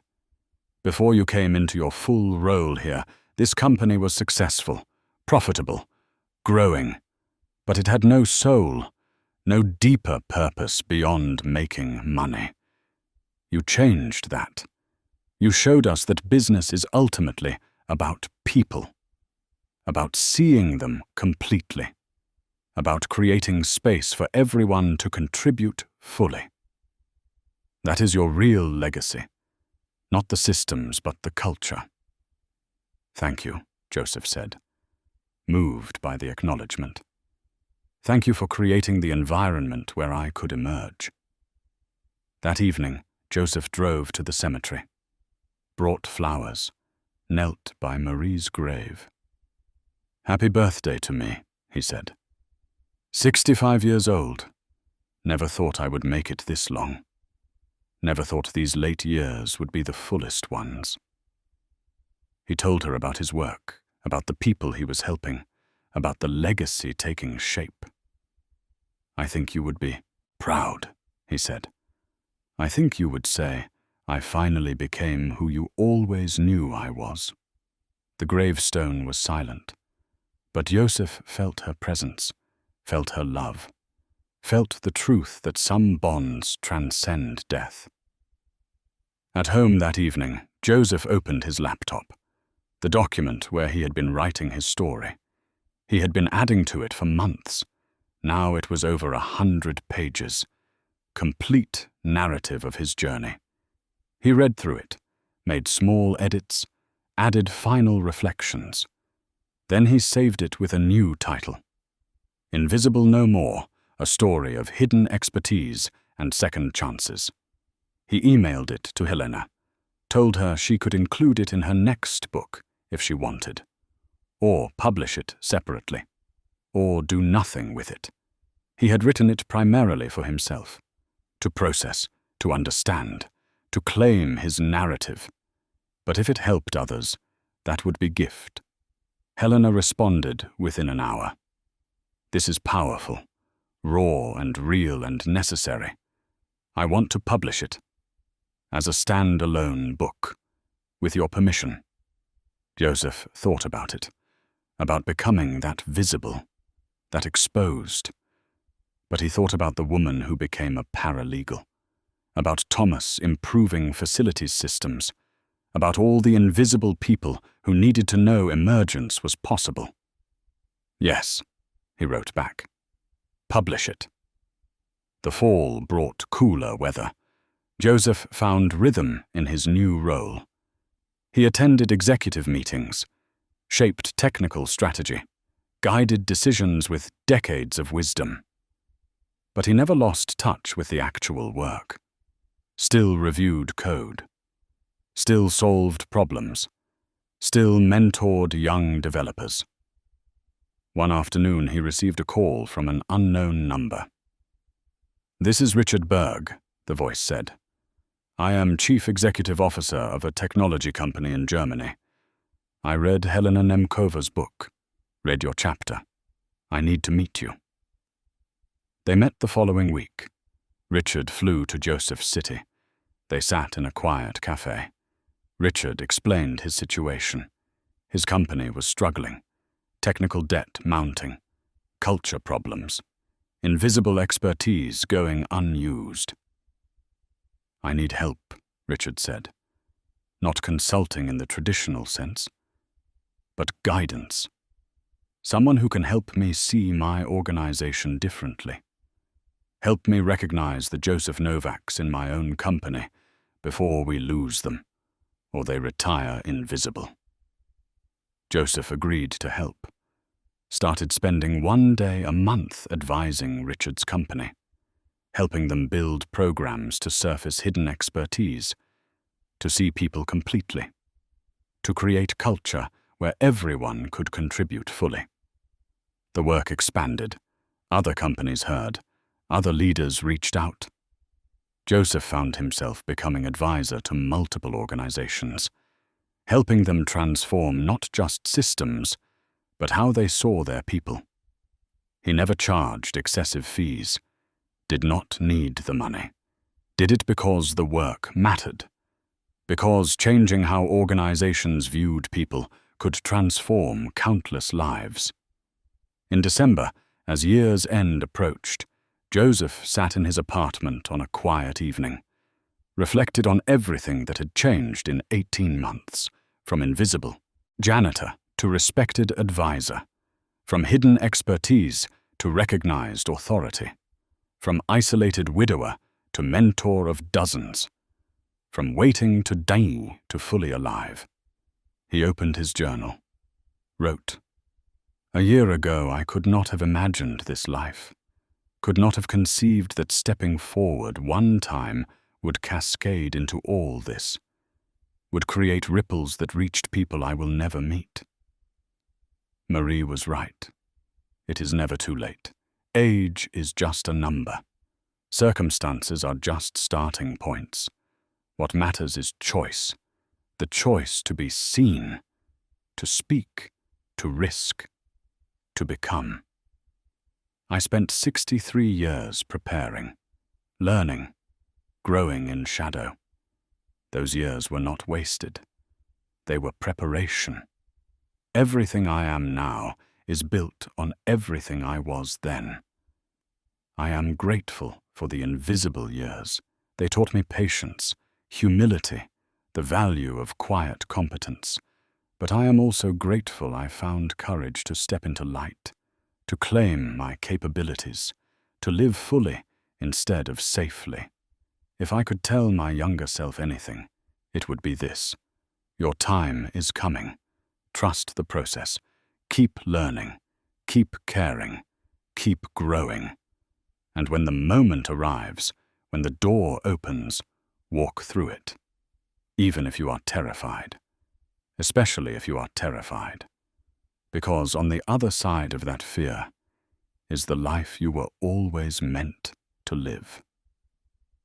He closed the journal, looked around his small apartment, at Marie's photograph, at his laptop, at the life he had built from grief and courage. Outside, snow began to fall. First snow of winter. Joseph watched it through the window, felt peaceful, complete, ready for whatever came next. His phone buzzed. Message from Petra. Working late on a problem. Could use your perspective if you have time. Joseph smiled, grabbed his coat, headed to the office. Because this was who he was now. Not invisible, but present. Not hidden, but helping. Not waiting to die, but choosing to live. The janitor had become the architect. The invisible had become indispensable. And Joseph Novak had finally, completely, become himself. The snow fell steadily as he drove, covering the city in white, erasing old tracks, making space for new paths. Just like life, always offering another chance, always inviting transformation, always saying it is not too late. It is never too late. At the office building, Joseph parked, walked through the falling snow. The security guard waved. The hallways glowed with warm light. Upstairs, his team was working, waiting for him, needing his expertise, his presence, his care. Joseph rode the elevator up, walked toward their voices, toward purpose, toward life fully lived. And in that moment, he was exactly where he belonged, doing exactly what he was meant to do, being exactly who he always was, finally visible, finally whole, finally home.